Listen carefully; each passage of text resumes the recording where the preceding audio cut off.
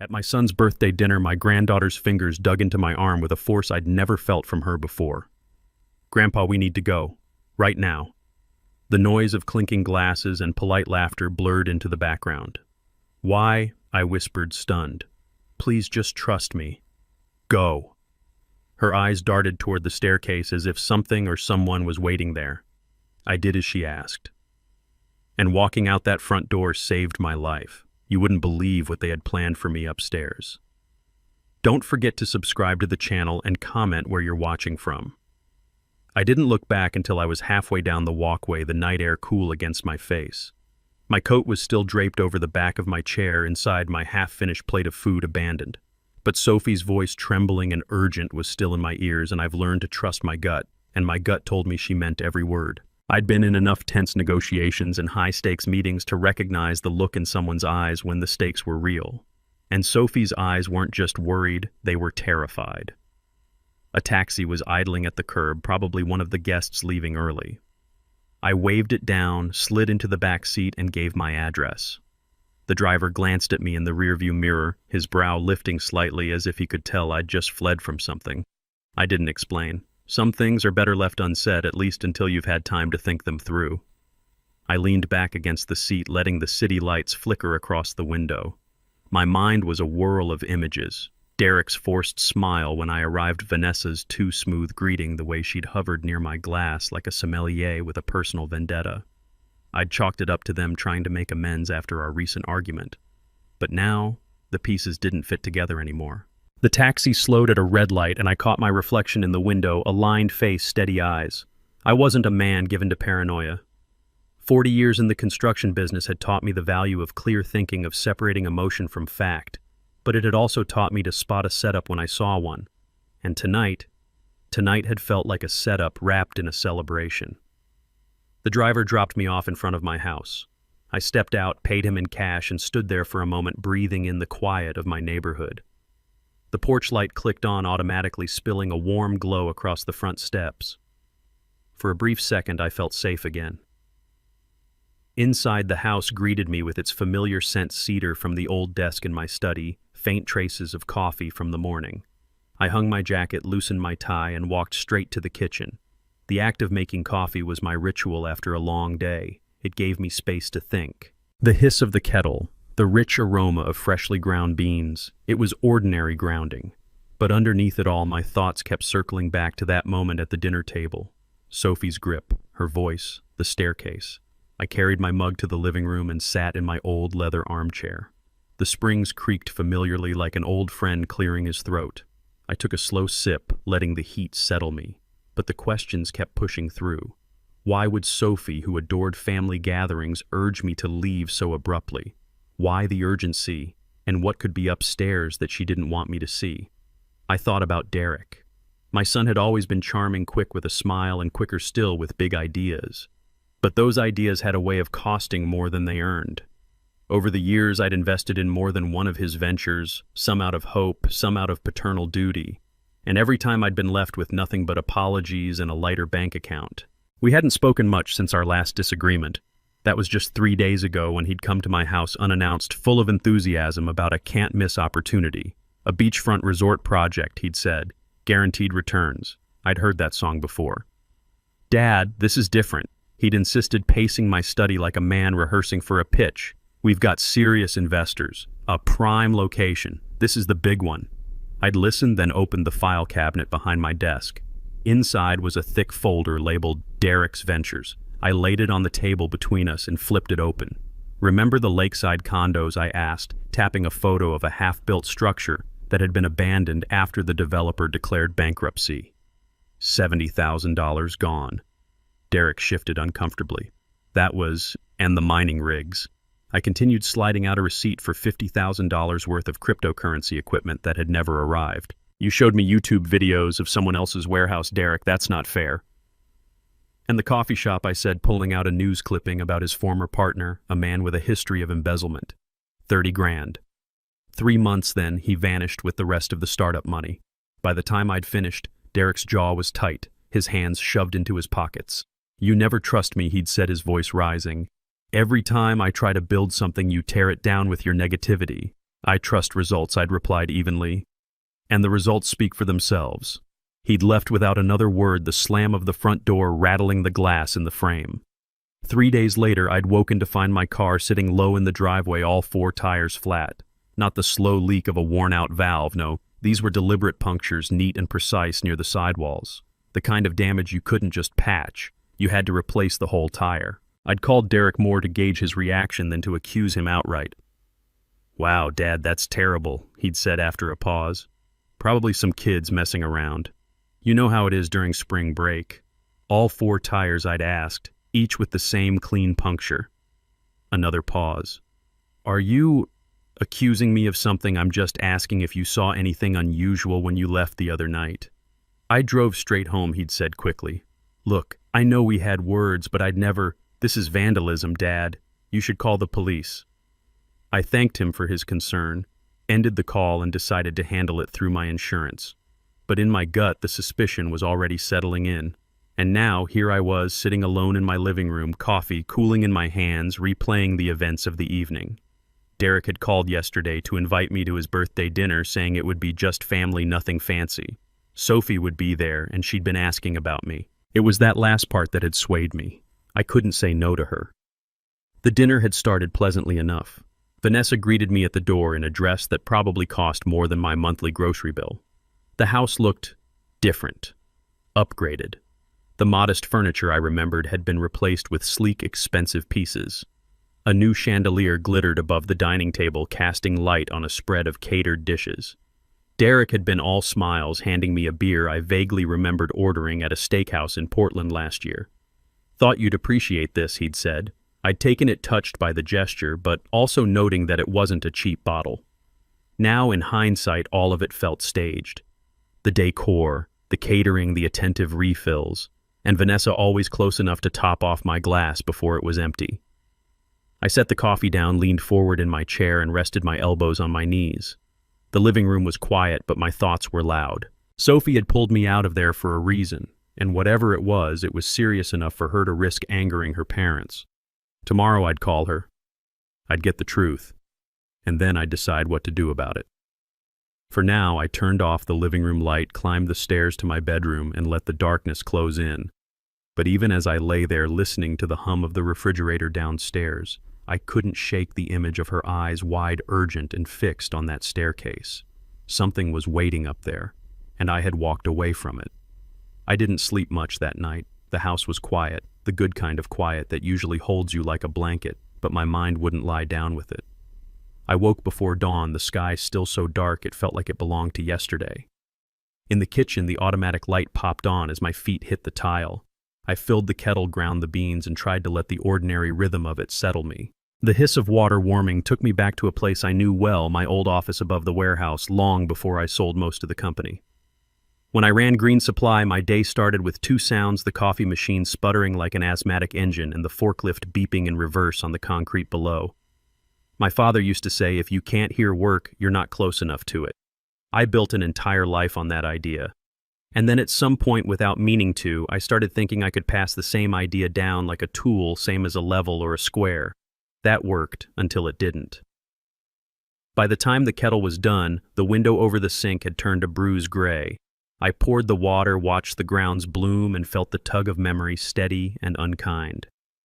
Memory is a contractor with no off hours. It shows up before sunrise, lets itself in with the key you forgot to take back. I carried my mug into the study.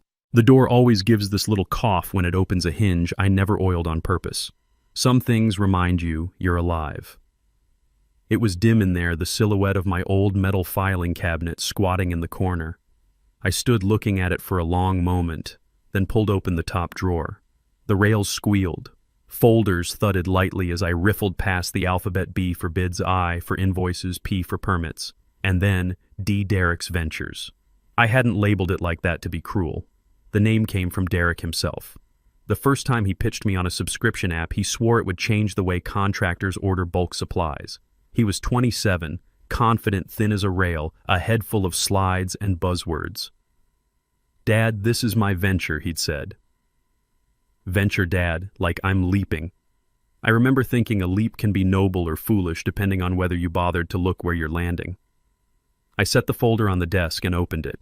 Inside lay a map of our last 15 years together. Contracts, printouts, emails, a paper trail of promised mountains and delivered molehills. I'd meant to throw it all away a dozen times, purge clean slate, but something stopped me. Not pettiness. Proof. In business, you learn never to trust your feelings more than your records. The first sheet on top was the Lakeside Development Silver Cove Residences 3 hours east, meant to draw tech money looking for weekend serenity. I'd staked $70,000 on it because the blueprints were beautiful, and for one moment I believed in Derek's conviction more than I believed in my misgivings. He said he'd vetted the developer. He said the pre-sales were strong. He said guaranteed in a tone people use only when they've never met the word in the wild. The developer folded. The bank took the land back. A color rendering of a boardwalk bleached in my file, nothing more than ink on paper. Beneath that, a receipt for $50,000 wired to a company with a slick website promising crypto mining rigs at wholesale. Derek had shown me videos of humming racks of machines' walls lit a sci-fi blue. He said, "It's passive income, Dad. It's like rent you don't have to paint." The rigs never arrived. The website blinked off the internet like someone pulled the plug. We learned the names we'd been emailing were as fake as the address that sat behind a UPS mailbox. The bank shrugged. "Scams are sophisticated these days," the manager said, as if sophistication were a virtue in theft. Then a draft of a partnership agreement for a coffee shop Derek wanted to open downtown with a man who called himself a serial entrepreneur, the phrase some folks use when has failed many times loudly, doesn't scan as well on a pitch deck. I'd asked Derek if he'd run a background check. He got offended, said I was treating him like a criminal. 3 months later, the partner vanished. The equipment vanished, and like clockwork, the money had vanished first. I ran a thumb under my lower lip and let those papers sit in the light. It's funny how the past feels heavier in your hands than the present. Paper weighs almost nothing, but it can smother you when you let it. There's a version of this story where I'm the hard father, the withholding man who never believed in his son enough to let him try. I know that version. Derek used it on me many times. "You never trusted me," he'd say, even while asking for another loan, another cosign, another introduction to a bank officer who still shook my hand. But there's another version mine where trust got tested against the only ruler I had: outcomes. In construction, the beam either holds or it sags. The footing either passes inspection or it fails. You can love the man holding the hammer and still tell him he missed the stud. I closed my eyes and saw Derek, 10 years old, sitting on the padded bench at the baseball diamond, feet too big for his legs, cap pulled down to his ears, looking back at me through the chain link with the kind of hope that hurts. He swung high always. He wanted the fence. That boy is still inside the man who was waiting for me to come upstairs at his birthday dinner. A father is never free of the boy he remembers. Love complicates accountability the way water complicates cement. It sets, it hardens, and then every change requires force. The clock on the wall clicked. The house inched a shade brighter. 3 days before that dinner, Derek had burst through my front door mid-sentence the way he did when he wanted to break my rhythm. It's a tactic people learn intuitively. Don't let the other person find their balance. "Dad, I need you to listen to me this time without jumping to conclusions." He threw his jacket on my couch like a flag planted on conquered land and started pacing. "This is it. The opportunity I've been waiting for. We're talking high-end coastal property, endless demand, guaranteed returns." I didn't get angry. Anger is a poor carpenter. It makes nothing worth keeping. Instead, I removed my reading glasses, slowly folded the evening newspaper, set it aside with a soft press of my palm, and stood. The leather armchair creaked a small announcement of age. "Evening to you too, son." He blinked, recalibrating from speech to conversation. "Right, sorry." "Evening. But you're going to want to hear this. You'll forgive me if I've heard some version before I said moving to the filing cabinet, already feeling the weight of D in my hand. This is different." He gestured widely, a man selling the room what the room does not have. "The location's unbeatable. We've got a group out of Seattle ready to move. The rate sheet is the tightest I've ever seen. The tightest HM." I set the folder on the coffee table and flipped the cover. "Almost as tight as Silver Cove, or maybe as tight as 2019's Rigs, or 2021's Cafe."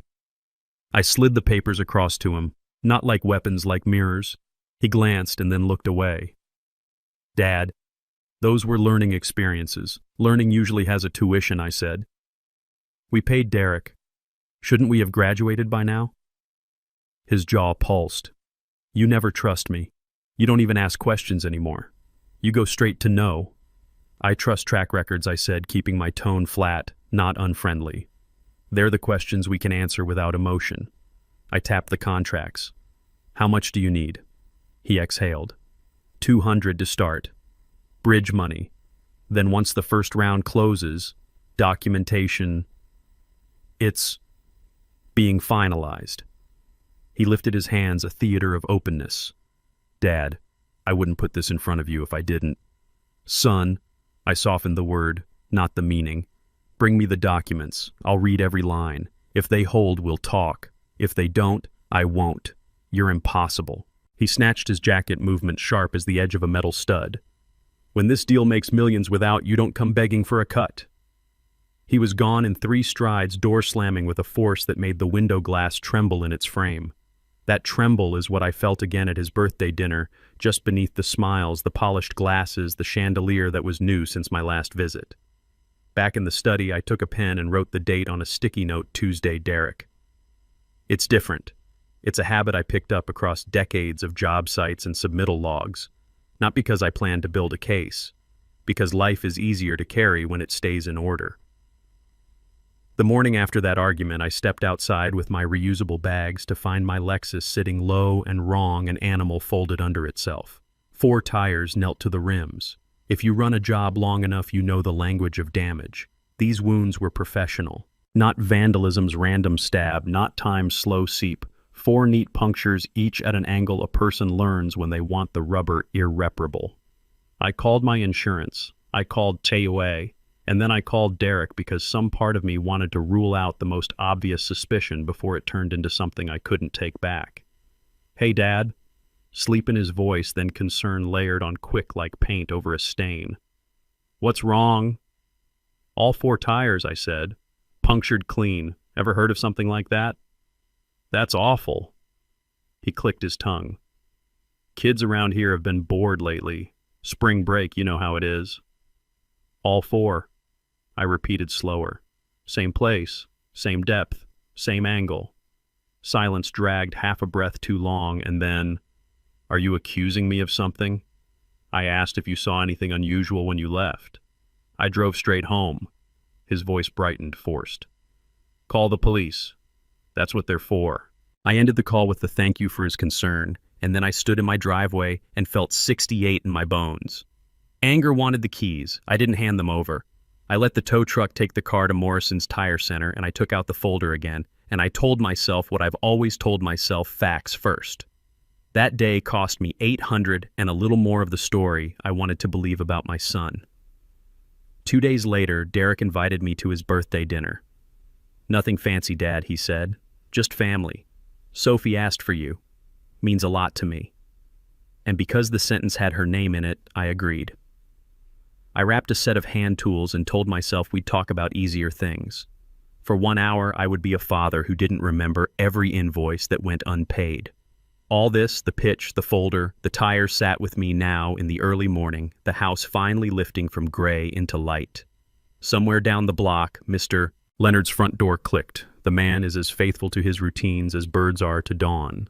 For 30 years, we've been neighbors. He knows everything a person can learn from a porch, who yells, who comes home too late, who takes their trash out at midnight because they don't want anyone to see what they're throwing away. He has never been a gossip. He is the kind of person a street relies on without thinking about it. Thinking of him soothed me the way the thought of guardrails calms you when the road hangs off a mountain. It's not that I expected to need him, just the knowledge that someone steady is within earshot, that's a luxury. I closed the folder and put it back on the rail carefully, as if it could bruise. I brewed a second cup of coffee, carried it to the back door, and stepped outside. The air had that damp weight the Pacific Northwest wears 9 months of the year. My roses needed pruning.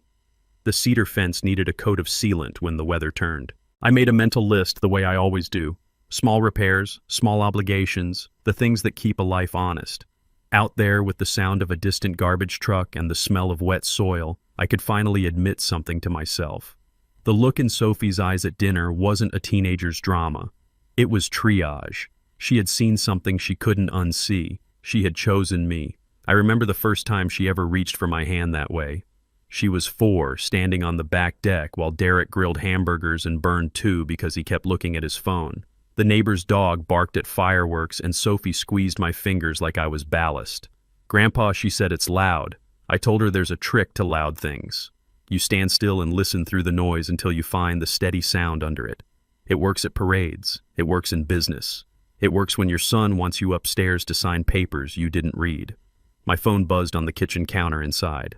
I walked back in, wiped my shoes on the mat, and answered. It wasn't Derek. It was a vendor from Florence calling to ask if I still had the contact for a builder who needed 80 yards of ready mix on a Thursday. Even retired, I attract questions. Work is a gravity that doesn't care what your calendar says. I wrote the number down out of habit, then caught myself smiling at the absurdity 40 years of building things that stood straight, and now my main job was to keep myself from being demolished by people with my last name. I wish I could say I was completely shocked by what came next. But surprise requires ignorance, and I had been paying attention. After I hung up, I sat back at my desk, opened the bottom drawer, and pulled out my father's ledger, spiral-bound, worn at the corners with grease smudges that never quite came out. He used to run a thumb down the columns at night, whispering numbers the way other men pray. Every line tells the truth, he'd say. You just have to ask the right question. He died with a firm handshake and no debt. When I sold most of Green's supply, I made sure I could say the same. I turned the ledger open to a blank page and wrote a single sentence across the top, track the pattern. It sounds cold to talk about your child as a pattern. It feels colder to become the kind of father who has to.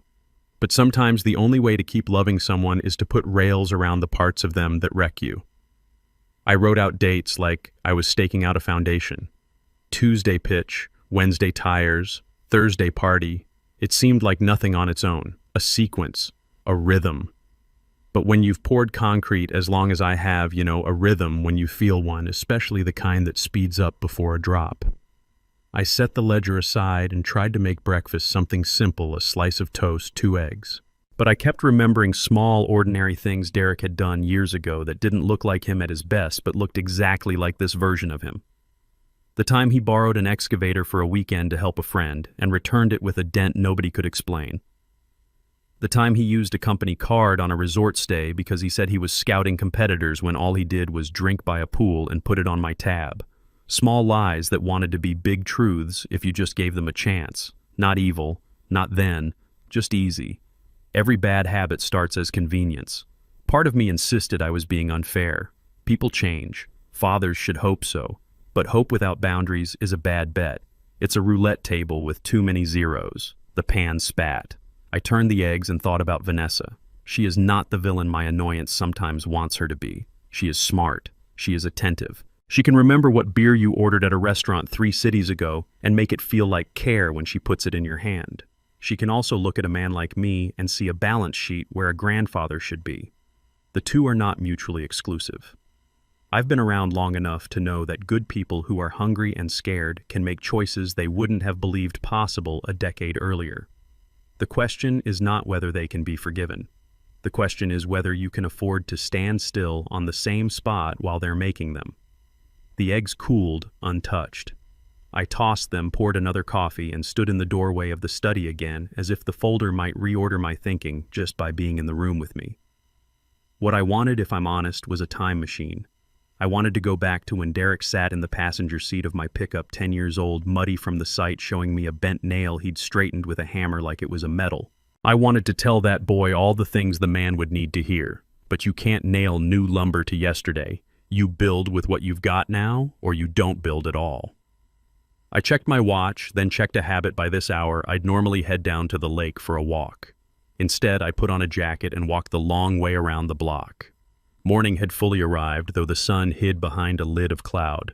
Mr. Leonard was out as expected, sweeping the maple leaves from his walkway with short, precise strokes. "Morning, Walter," he said, not pausing, not prying. "Morning, Leonard." He stopped sweeping and rested the broom handle under his chin, a gesture I've seen him use when he's willing to talk if you are.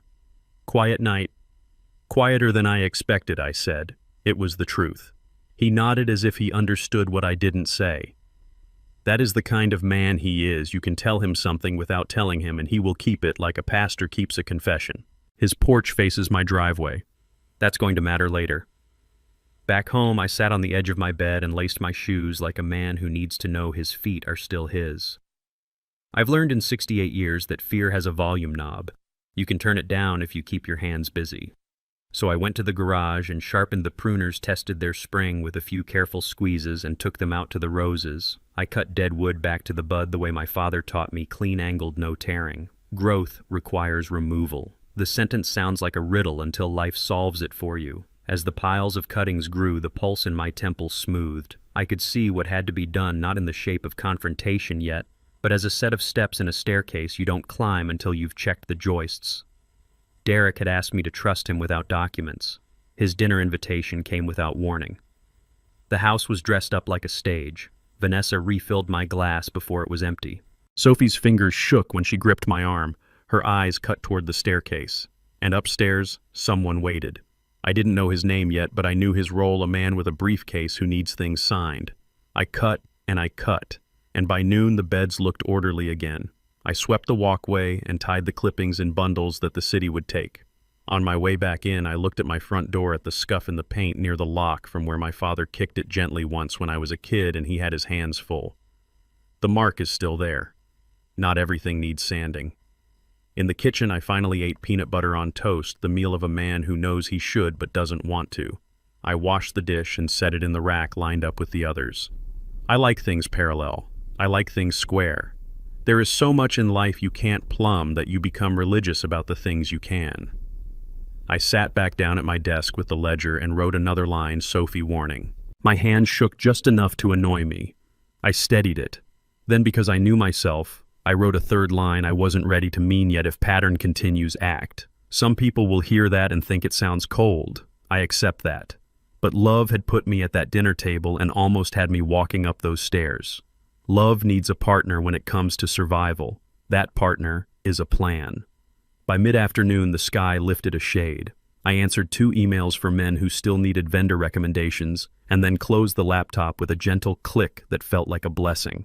My phone buzzed on the desk, a text from an unknown number telling me I'd won a cruise, then 2 from an old foreman sharing a photo of a beam he set that ran straighter than a promise. I smiled. I needed that beam. I needed proof that somewhere something held. When the light began to lean toward evening, I stood stretched and turned on the porch light. It was muscle memory. Even alone, you get in the habit of making a house look welcoming, as if someone might come home who needs to see it bright. I stared down my quiet street the way I've done for decades, the way my neighbors know I will. My father used to call it taking attendance. It's what men who care about their corners do. They count the presence of things, and in the counting, they find their own. The phone on the side table rang. Not a text, a call. I picked it up, choice already forming in my mouth. It wasn't Derek. It was the past deciding to file itself under before, because it senses what you sense the moment after this one is going to require you to be different from what you were. Walter, a familiar voice said. Not panicked, not pressed. Just steady. Got a minute, I did. And as we talked about nothing and everything, weather fences, the kind of inconsequential details men use to say, I'm here, I felt something good settle in my chest. You don't always get to choose your family, but you can fortify the home they try to enter. I ended the call and sat a long time in the kind of silence that doesn't push you, the kind you can breathe with. Then I stood, turned off the study lamp, and let the room go dark. In the hall, I paused, my hand on the wall palm flat against the paint. I imagined footsteps above men in suits, shifting weight from one leg to the other, pens uncapped, pages stacked. I could almost hear the faint whisper of paper. Not tonight, I said out loud, to no one, to everyone. I slept better that night, not because I knew what I'd do, but because I understood what I wouldn't. And in the morning, when the sun finally decided to show its face, I was exactly the man I have always trusted most, the one who stands still long enough to hear the steady sound under the noise. The steady sound was telling me something was coming. The next day, it arrived.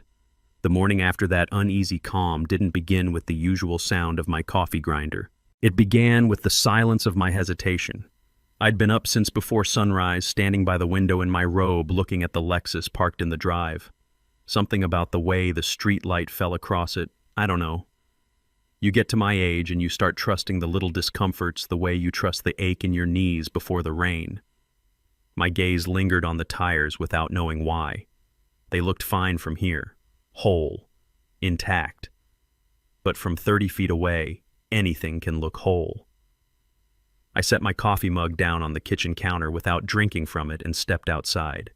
The air was cool, damp heavy with that low-hanging Oregon mist that never seems to clear until midday. My slippers whispered against the driveway gravel.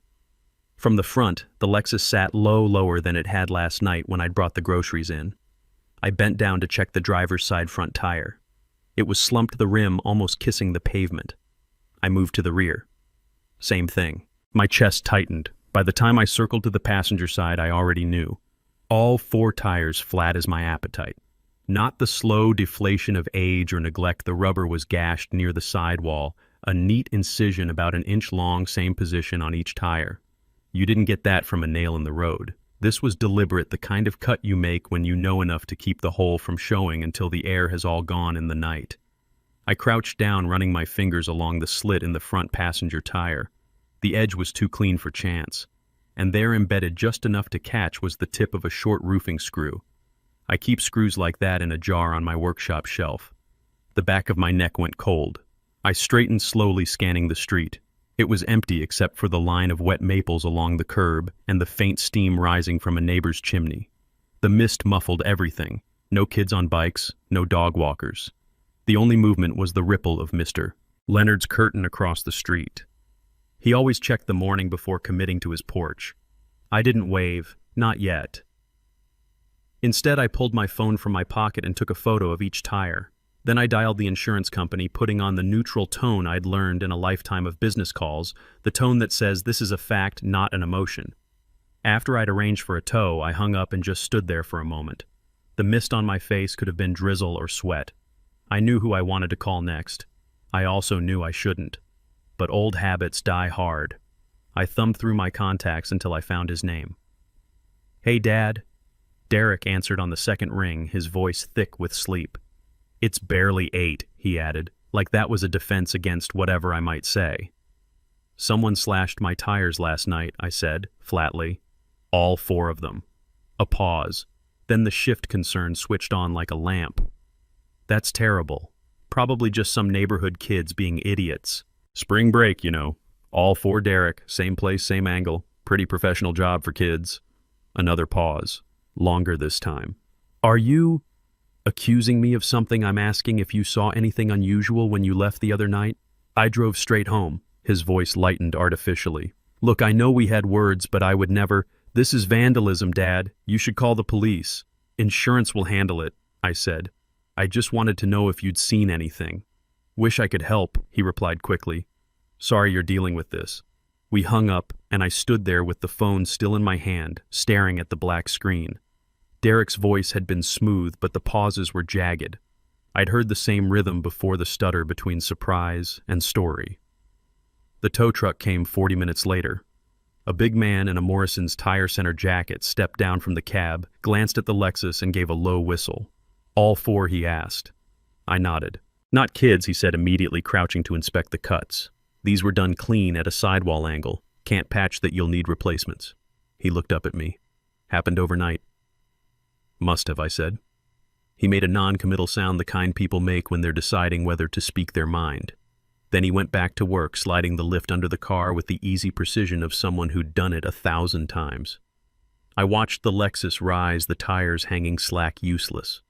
When the truck pulled away, the driveway felt strangely empty, like the space a missing tooth leaves in your mouth. I stood there a while longer, breathing in the metallic tang of the morning. Back inside, I set a fresh pot of coffee to brew. I needed the ritual measured scoops, the grind, the slow pour, something to anchor me while the questions gnawed. The tires weren't about transportation. They were a message. And the timing, just 2 days after our argument, wasn't a coincidence. I sat at the kitchen table, mug in hand, and replayed Derek's expression during that argument. The tight jaw, the way his eyes had hardened when I'd pulled out the folder of past ventures. He'd left angry. I'd thought the conversation ended there. Now I wasn't so sure. By mid-morning, the silence in the house had grown heavy enough to push me toward my study. I opened the file cabinet again, pulling Derek's ventures from its slot, and laid it on the desk like a blueprint for a problem that kept rebuilding itself. The folder was more than a record. It was a reminder of patterns. And patterns I knew were rarely broken without effort. I turned a page and found myself staring at the Silver Cove prospectus again. Pristine renderings, promises in bold font. Then the mining rig invoiced the cafe contract. Each was a step in the same staircase, one I'd been walking up and down for years, thinking maybe this time the landing would be different. I closed the folder. It wasn't the time to revisit old mistakes. Not yet. I needed to stay in the present to see this as it was the first move in something Derek hadn't finished playing out. The phone rang just after 11. I almost didn't answer, but the caller ID read Derek Green. Dad. He began, his tone brighter than the day required. I was thinking, why don't you come over for my birthday dinner tomorrow? Just family, nothing fancy. That's tomorrow, I asked, though I already knew. Yeah. Sophie's been asking about you. She'd love to see you. Her name caught me off guard. Sophie had always been the bridge between us, the one person who could make me soften when I didn't want to. I don't want to intrude, I said. Come on, Dad. It'd mean a lot to me. And to her. I hesitated. Every instinct told me to keep my distance. But there was something in his voice less pushy than usual, almost conciliatory. And the mention of Sophie, well, that had weight. All right, I said finally. What time? 6 o'clock. Just bring yourself. Vanessa's got everything handled. Handled. That word stuck to me like a burr. After we hung up, I sat there with the phone in my hand, the echo of his voice still in my ear. It could have been a peace offering, or it could have been something else entirely. The next day came with a restless energy I couldn't shake. I busied myself with small chores, tightening a loose hinge, wiping down the kitchen counters, but my mind kept circling back to the slashed tires, to Derek's pauses, to the invitation. By late afternoon, I'd decided on a gift, a high-quality set of hand tools. Practical, thoughtful, a reminder perhaps of the kind of work that builds rather than destroys. I wrapped the box in plain paper and stood for a long time in the doorway, keys in hand, before heading out to the rental car the insurance had arranged. It felt strange to drive something that wasn't mine, like wearing a borrowed suit. The streets to Derek's house were familiar, but that evening they felt narrowed somehow. Every turn brought me closer to a house that in my memory had always been modest, comfortable. When I pulled up to the curb, the first thing I noticed was the car lineup, sleek, expensive models that didn't belong to our side of the family. Vanessa answered the door, her smile wide, her dress the kind of fabric you can't buy without making a dent in something. Walter, she said warmly, kissing my cheek. So glad you could make it. Inside, the living room glowed under a new chandelier I'd never seen before. The furniture was different too, modern, expensive. Through the kitchen doorway, I could see trays of catered food and bottles of wine lined up like soldiers. Derek appeared, grinning, holding out a bottle of beer. Thought you'd like this. Remember that steakhouse in Portland? I took it, nodding. Thanks. On the surface, it was a celebration, but beneath it I could feel a current, subtle but there. Vanessa's eyes flicked toward my glass more often than conversation required. Derek moved through the room with a kind of restlessness, checking his watch, exchanging glances with her. I told myself I was imagining it, that this was just a family dinner. But somewhere in the back of my mind, the memory of 4 slashed tires sat like an anchor, holding me in place. It wasn't until later, much later, that I understood the dinner wasn't the point. It was the setup. And the slashed tires. That was just the first nail driven into the frame of a plan I hadn't yet seen the blueprints for. The day of Derek's birthday felt like a room that had been aired out but never warmed fresh, yet somehow unwelcoming. I woke before the alarm and lay there listening to the refrigerator hum downstairs, the steady click of the bedroom clock speaking in seconds. I've always trusted clocks. You can set them. You can see what they're made of. People aren't like that. I made coffee and stood by the window as the early Oregon mist lifted off the street like someone pulling gauze from a wound. Across the way, Mr. Leonard stepped onto his porch with the same careful cadence I'd seen for 30 years. He checked the sky, then the sidewalk, then the maple leaves for last night's rain. He raised a hand. I did the same. Two men still standing where they're expected to be. There's comfort in that when the rest of your life is starting to feel like a stage. The invitation kept rolling through my head. 6 o'clock. Just bring yourself.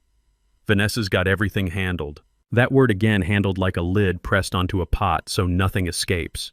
You spend long enough on job sites, you learn to listen for words that cover more than they say. I ate a plain breakfast because my stomach didn't want ambition. Toast, half a banana. Then I wrapped the gift, those hand tools, slow and deliberate, edges clean, corners tight. There was a time when Derek's eyes would have lit up at the weight of a good ratcheting wrench, at the feel of a driver that doesn't slip. Nowadays, I wasn't sure he noticed tools unless they opened a bank account. I wrote a card anyway. Happy 42, son. Proud of the ways you keep getting up. Love, Dad. It was honest and incomplete, like most truths you can fit on a 3x5. At 10, my phone buzzed with a text from Derek. Derek, you're still coming tonight, right? Sophie will be so happy. I typed, yes, and left it at that. A moment later, another text, this time from a number I didn't recognize. Unknown. Hi, Walter, this is Vanessa. Quick check on dietary stuff, any allergies we should know about. If you're serving spaghetti and sheet cake to family, you don't text about allergies at 10 in the morning. You ask across the table. My thumbs hovered over the screen. No allergies. I deleted the period and sent it plain. Another ping, Derek again. Derek, 6 sharp. If you don't mind, park on the street. We have a couple of deliveries lined up in the driveway. Deliveries. On a Thursday. I set the phone down and picked up my coffee. It had gone cold, so I drank it anyway. You learn to take what you've got when the day is set to pull you someplace you don't want to go. By noon, the house was too quiet. I found myself pulling the Derek's Ventures folder from the cabinet, again not to read, just to feel the heft of it. A person's pattern will fit in your hands if you're brave enough to hold it. Then I put it back and closed the drawer with the same care I give a saw covering the teeth so you don't forget what they can do. I showered, shaved, and changed into a shirt that still had a press line where the hanger had gripped the shoulders. The mirror gave me back what it always does, age sure, but also something I recognize from old photos of my father, a steadiness that doesn't argue with time. I combed my hair and laughed softly at the old superstition that if you can control the part, the rest of the day will follow. At 4, the rental car idled in the driveway while I locked up the house. I took one last look down the street. Mr. Leonard's porch was empty now. His broom leaned against the rail.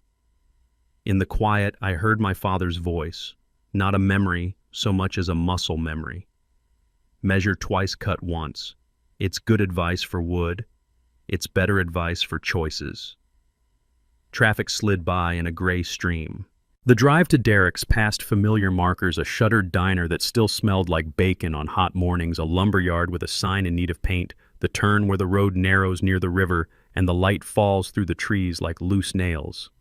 I took each curve slowly because I wanted to arrive whole. After all, there's bravery and restraint when everything inside you is clanging to speed up. I parked 2 houses down from Derek's because deliveries get the driveway, and that was fine. They'd told me what they wanted me to do, and I was content to do the small things as asked, and none of the big ones I hadn't seen yet. The street had more cars than usual, slick ones with the kind of shine you pay someone else to maintain. Laughter rose from the backyard, polite practiced, reminding me of the sounds that go with expensive glass. Vanessa opened the door with a flourish that could have been for a camera. Walter, she said the way people say your name when they want it on public record. You look wonderful. You look ready for a magazine, I said, and it was true. The dress, the hair, the gleam at her wrist that caught light like it had a job to do. She took the gift from my hands. Oh, a present, he'll love it. The box was heavier than the way she held it. She set it on the console table with a thud that sounded like a period. Inside, the house felt different, wider and brighter, like someone had moved the walls and then decided to polish the air. The chandelier over the dining table wasn't the one I remembered. This one was a cascade of glass, the kind that makes a sound if a door closes wrong. A caterer in black slid by, carrying a tray, and the kitchen flashed stainless and granite like a showroom. Bottles lined the counter labels I recognized from business dinners where numbers mattered more than taste. Dad. Derek strode in from the living room with an energy that landed louder than the room. He carried a beer I knew too well, Imported, expensive, unnecessary. Your favorite. Thoughtful, I said, taking it. He watched my face the way a salesman watches the customer's mouth, hoping for a smile before the math comes. Come meet some friends, he said, hand on my back, guiding me the way you steer someone toward a door you want them to walk through. They've been dying to hear about Green Supply. Careful, I said. If they hear about the hours, they won't want to own anything anymore. That got an easy laugh from the group, a half circle of young professionals in crisp collars, all the same height, all speaking in the language of opportunities. They had soft hands. That's not a judgment, just an observation. The room smelled like rosemary and money. Walter built his company from nothing, Derek said, as if narrating a documentary where he'd inherited the lead role. He knows how to spot a bad investment from a mile away. Closer than that, I said deadpan, and they chuckled because they thought I was aiming the joke somewhere else. Maybe I was. I let the beer sit cold in my hand. Vanessa floated over and topped off my glass, though I hadn't taken a sip. Don't let it get warm, she said, smiling. Hard to with all this shine, I said, glancing at the chandelier. She laughed like I was charming. The chandelier did not. We moved to the dining room on a tide of polite conversation. Place cards with looping script. Cloth napkins with rings. This wasn't the nothing fancy Derek had promised.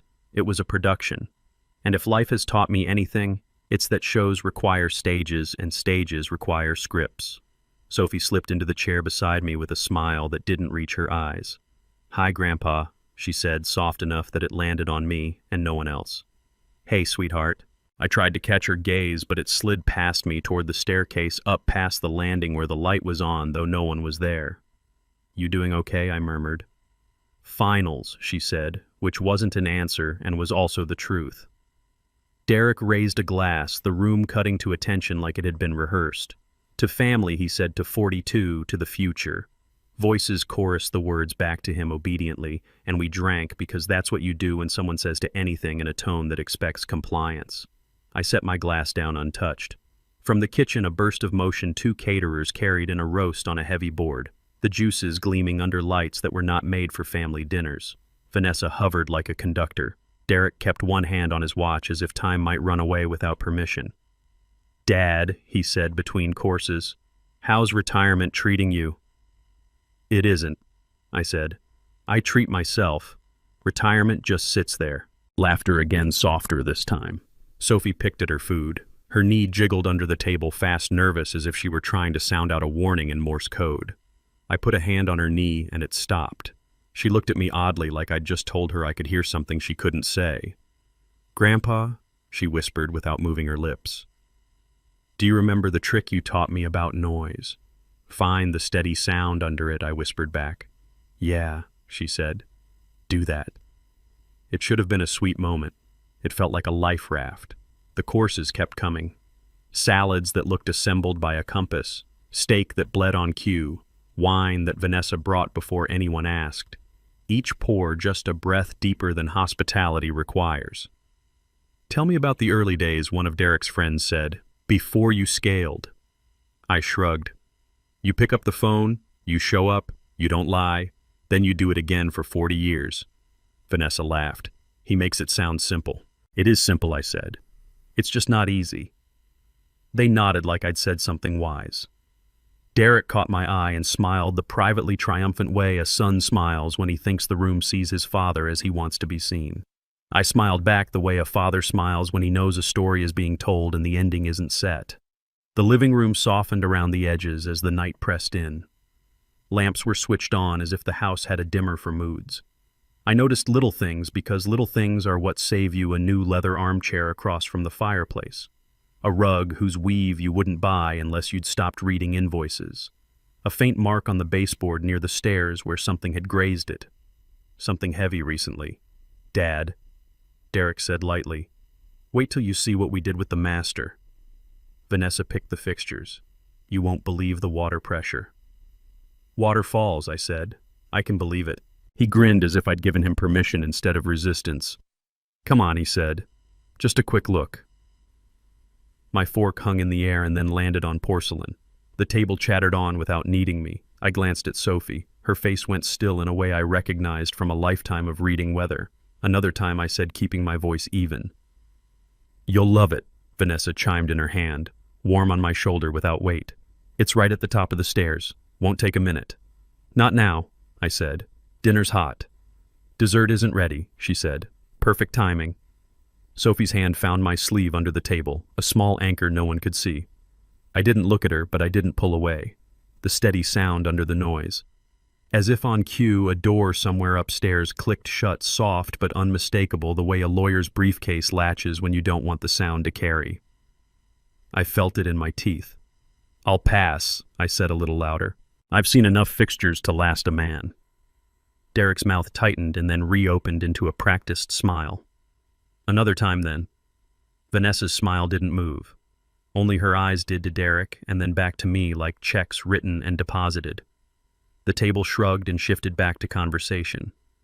I ate a little of everything to keep people from insisting I eat a lot. The wine appeared again at my right hand. No thank you, I told the bottle. Just a splash, Vanessa said. No, I said, and this time I let the word be a plank between us. She pulled the bottle back as if its label had read it too.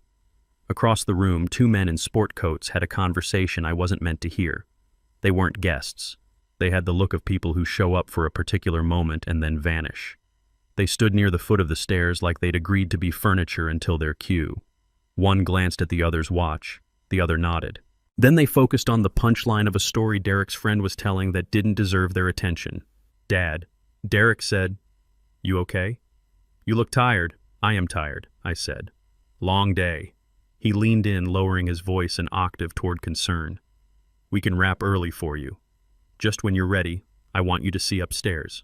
It'll be quick. Things worth doing rarely are." He pulled back and recalibrated. It's a move he learned young because he needed it. Try charm switch to pressure, then invent concern. I've loved him through all three. Tonight I didn't feel like picking one. The room swelled and ebbed around me, conversation like waves that don't decide whether they're coming or going. When the cake finally appeared, the candles flared like small, orchestrated sunrises. People sang, Derek blew, and everyone clapped like it was a theater, and we'd all decided in advance to be pleased. "Make a wish," Vanessa said. He closed his eyes and didn't open them for a beat too long. When he did, he looked at me, not past me, at me. I held his gaze and didn't give him anything to use. We ate cake. It was better than it needed to be. I told Sophie so. She smiled for the first time that night in a way that reached her cheeks. "Grandpa," she said, "can I show you something in the kitchen?" "Of course." We stood, and as we moved through the doorway, Vanessa slid between us on silent feet. "I'll grab him when you're done," she said to Sophie. "We're just about to—" She stopped like she'd said the quiet part out loud. "Serve coffee," she finished. "We're about to serve coffee." In the kitchen it smelled like heat and lemons. Sophie opened a cabinet and then closed it as if that were the point. She kept her voice low. "How much have you had to drink?" "None," I said. "Yet." Then I softened it. "Why?" Her eyes flicked to the doorway and then up the stairwell's line the way a person checks the wind. "Please just be careful, okay? I am more careful than that." I nodded. "Are you okay?" She bit her lip. "Finals," she said again, and the words shook like a small tree in a big storm. We went back to the dining room together. Vanessa watched us return, her face open, interested, empty the way a shield is empty, leaving nothing for the blade to catch on. Derek was still in his chair, but he leaned forward like a sprinter before the gun. "Coffee?" Vanessa asked brightly. "Decaf regular."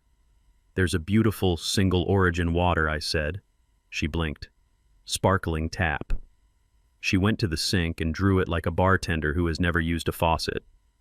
I drank half the glass, and it steadied the part of me that had started to float.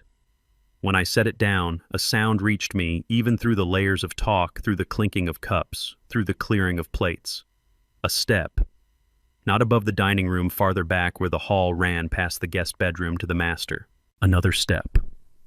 The weight of a man who stands for a living and sits to sign. I forced myself to look at Derek with nothing on my face. He smiled back with just enough teeth to seem harmless. "Dad," he said softly, 10 minutes. "That's all I ask." "You don't always get what you ask for," I said just as softly. A moment later, a ringtone chirped upstairs, distinct, clipped, professional. It cut off quickly as if someone realized sound carries. Then the soft scrape of a chair's leg across carpet, the kind of muffled drag you only hear when a room has been staged to be quiet. And then, because the world sometimes gives you exactly what you need, someone at the front door rang the bell. It shouldn't have been a relief, but it was. The house held its breath. A caterer glanced at Vanessa. She glanced at Derek. He stood half annoyed, half grateful for the interruption he could use as a pivot. "I'll get it," he said, and strode out. In the half-second vacated space, Sophie leaned in. "Grandpa," she whispered, "if I tell you to leave, please don't argue." "Okay," I said, and meant it, and hated that I meant it, because you're not supposed to prepare to run from your own son's house. At the door, I heard a man's voice, smooth, too loud for a front step. "Good evening. We're early. We." Not one voice. Plural. A second voice lower, followed by the gentle clap of a briefcase being set on wood. I didn't turn my head. Old men know how to look without looking. The chandelier caught the corner of my eye like a sigh. "Of course," Derek said, forcing brightness across his words like paint. "Come on in." They didn't come into the dining room. They stayed invisible at the edge the way a storm sometimes stands just beyond your fence line, waiting for thunder to be useful. "Dad," Derek said from the entryway, "when you're ready." "I'm not ready," I said, and smiled at Sophie so she could see I was ready for something else. Vanessa's hand warmed my shoulder again, a performance that asked the audience to relax. "Whenever you feel up to it," she said. "We're flexible. The thing about flexible is that it bends right up to the moment it snaps." Dessert plates were cleared. Coffee was finally poured. I held the cup and didn't drink. The house clock in the hall ticked. Vanessa refilled the tall glasses at the far end of the table like a barista in a hotel lounge. Derek checked his watch again, and this time he didn't hide it. Grandpa Sophie said, barely audible, "I need to tell you something." "Tell me," I said, my eyes still on the coffee I wasn't tasting. Her fingers found my sleeve again. "Not here." Before I could answer, Vanessa announced, "We're going to take a quick moment to—" She caught herself. "To show Dad the bathroom," she said brightly. "It is something." "No," I said not unkindly, and stood. "I'm going to get some air." "Outside?" Derek asked, pleasantly surprised. "Great idea. I'll join you." "Alone," I said. The smile twitched at the corner of his mouth like a fish deciding whether to break the surface. "Alone," he echoed. "Sure, Dad." I walked to the foyer because I needed doors and night and a sky that didn't belong to anyone. As I reached for the handle, I heard the upstairs door again, a closer click, and the murmur of men standing in a small space trying not to be obvious about their purpose. I stepped onto the porch. Cool air hit my face and cleared the film from my eyes. The yard lights blazed a soft cone into the grass. I stood there and counted to 30 the way you do when you're deciding whether to say yes to something that doesn't deserve it. On 30, the front door opened behind me. Not Derek. Sophie. "Grandpa." She said, a tremor of urgency wrapped in control. "We need to go, right now." I turned, and the porch light made her look younger than 18 and older than me both at once. "Why?" I whispered, though I already knew the shape of the answer. "Please just trust me. Go." Her eyes cut toward the stairs behind her, quick and sharp like a bird checking for hawks.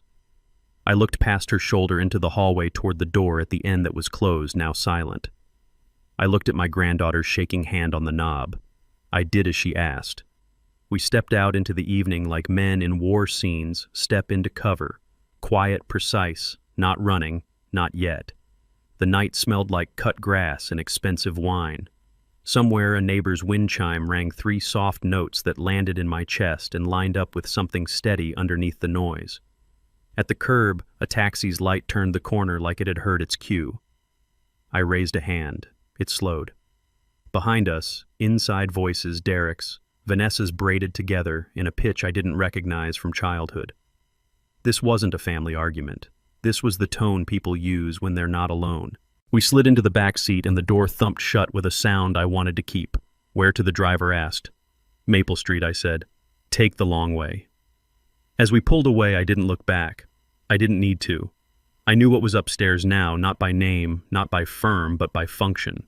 And downstairs I knew what it would mean if I stayed coffee at a table while men practiced patience above my head. The tires rolled us into the dark. Sophie's fingers dug into my arm with a force I'd never felt from her before. She didn't speak. She didn't have to. The steady sound under the noise was loud enough to hear even over the engine. And walking out that front door right then on her word didn't just save me from embarrassment.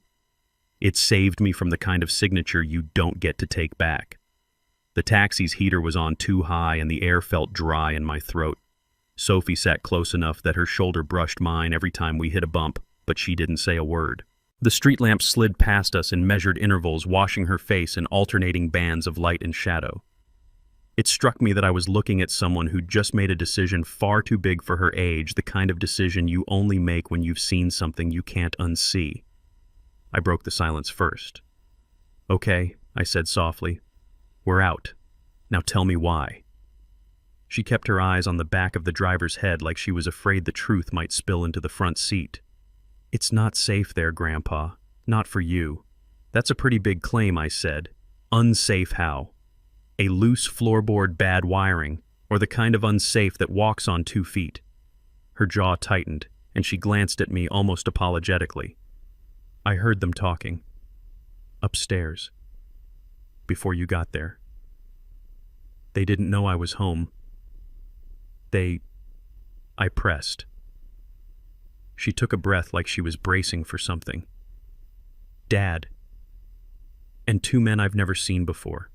They were in your room going through papers. One of them asked if you'd sign once he was softened up." She swallowed. They laughed when they said that. The words landed heavy but not foreign. I'd suspected something since the first time Derek started inviting me over more often, always with a little too much enthusiasm, always steering the night toward just a quick look at something upstairs. "What else?" I asked. Sophie shifted in her seat. "They had a folder. I think it was your will, or some kind of deed. They kept saying you wouldn't need the second property anymore, and that tonight would be the perfect moment." The driver's turn signal clicked a metronome to my thoughts. Did you see their faces? One was tall, bald, a suit that didn't fit right. The other had a scar on his ear. Both looked like they knew how to stand in a doorway and make it hard for someone to walk past. "Security types," I muttered. She nodded. "Not the kind you hire for a birthday party." I leaned back, letting the taxi's hum fill the space between us. My mind ran the blueprint's second property. They meant the cabin. The one Linda and I had bought before she got sick. We'd kept it in both our names even after her passing because I couldn't bring myself to file the change. Legally, it was mine now. But I knew how quickly legal can turn to leverage if the right or wrong papers get signed. Sophie finally met my eyes. "I don't know what they were going to do, but when Dad asked you to go upstairs, I knew it was part of it. And I just couldn't let you." I reached over and patted her hand. Not because it would fix anything, but because she needed to feel that I wasn't angry, not at her. "You did right," I said. "More right than you know." We pulled onto Maple Street. "Here's good," I told the driver before we reached my house. I didn't want him to see exactly where I lived. He gave me a curious look in the mirror, but didn't ask questions. Once the taxi pulled away, Sophie and I stood in the dim wash of a corner street lamp. My house was 3 doors down, dark except for the kitchen light I'd left on. "You want to come in?" I asked her. She hesitated. "I can't. If I'm gone too long, they'll notice." That told me more than anything. She wasn't just worried about me. She was managing her quiet war in that house. I lowered my voice. "Then you go back, but keep your head down. And Sophie, don't try to handle this alone." She nodded, but I could see in her eyes she'd already been handling more than I wanted to know. As she turned to walk away, I called after her. "One more thing." She stopped. "Tonight doesn't disappear," I said. "We'll talk again, soon. And when we do, we'll decide the next move together." A small smile ghosted across her face. "Okay." I watched her disappear into the night before I unlocked my door.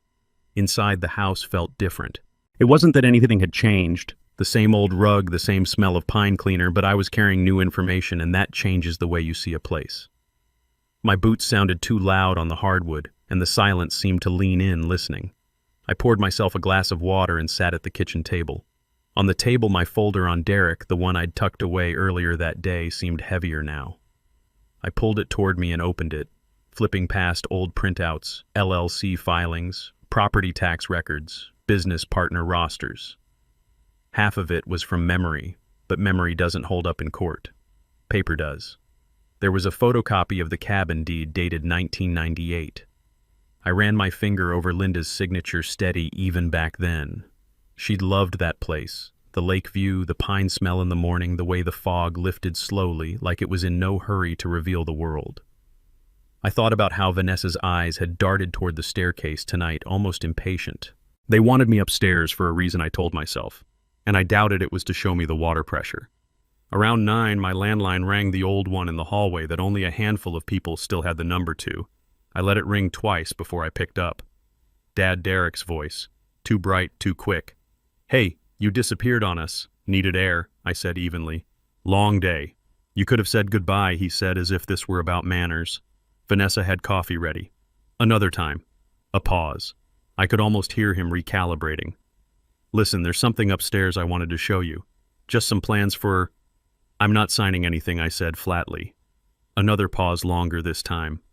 "Who said anything about signing?" "You did. In your way." Silence. "Then we'll talk soon. Okay?" I hung up before he could turn it into an invitation.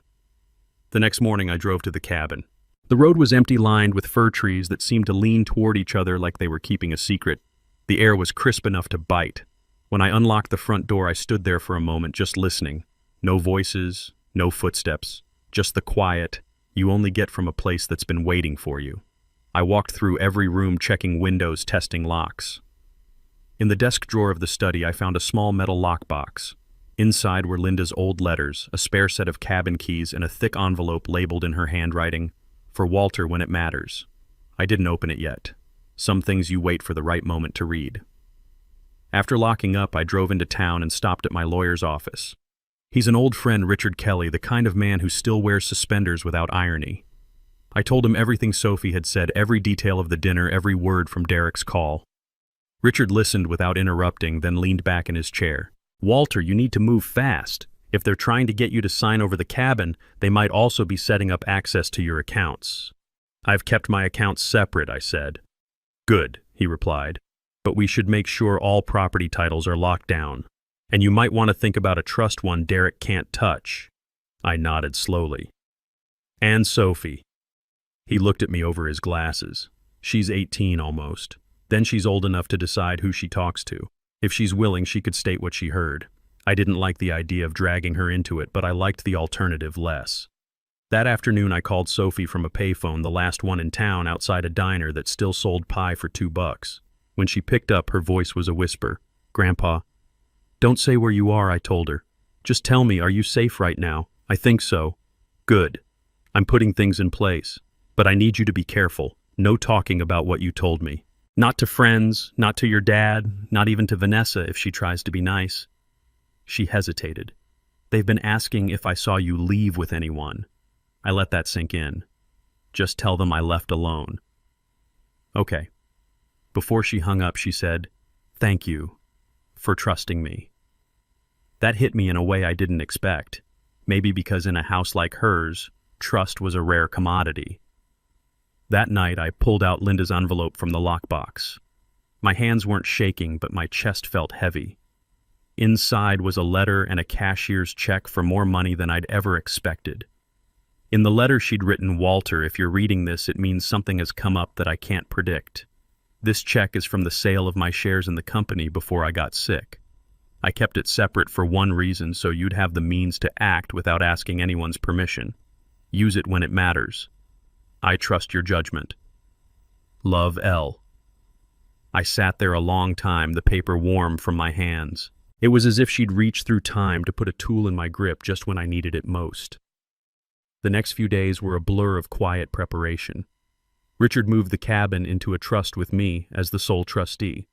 I shifted my main accounts to a bank Derek didn't know about. And I started keeping a small notebook, dates times every interaction with Derek and Vanessa, no matter how minor. On the third day, Sophie texted me from a number I didn't recognize. "They're planning something Friday night. Be ready." I stared at the message until the screen dimmed. Then I picked up the phone and called Richard. "It's starting," I said. That Friday I was ready before the sun went down. Not with anger, not with fear, but with something Derek had never quite understood about me, patience sharpened into action. I had no idea exactly what would happen when I saw him next. But I knew one thing for certain: the next time someone tried to walk me up those stairs, it wouldn't be me doing the climbing. Friday started ordinarily on purpose. I made it that way.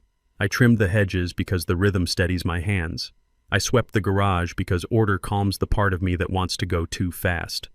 I brewed coffee black and drank it slowly on the back steps where the cedar smell opens your chest and lets the air sit right. I wasn't killing time. I was measuring it. When you've poured as many slabs as I have, you learn to respect a cure.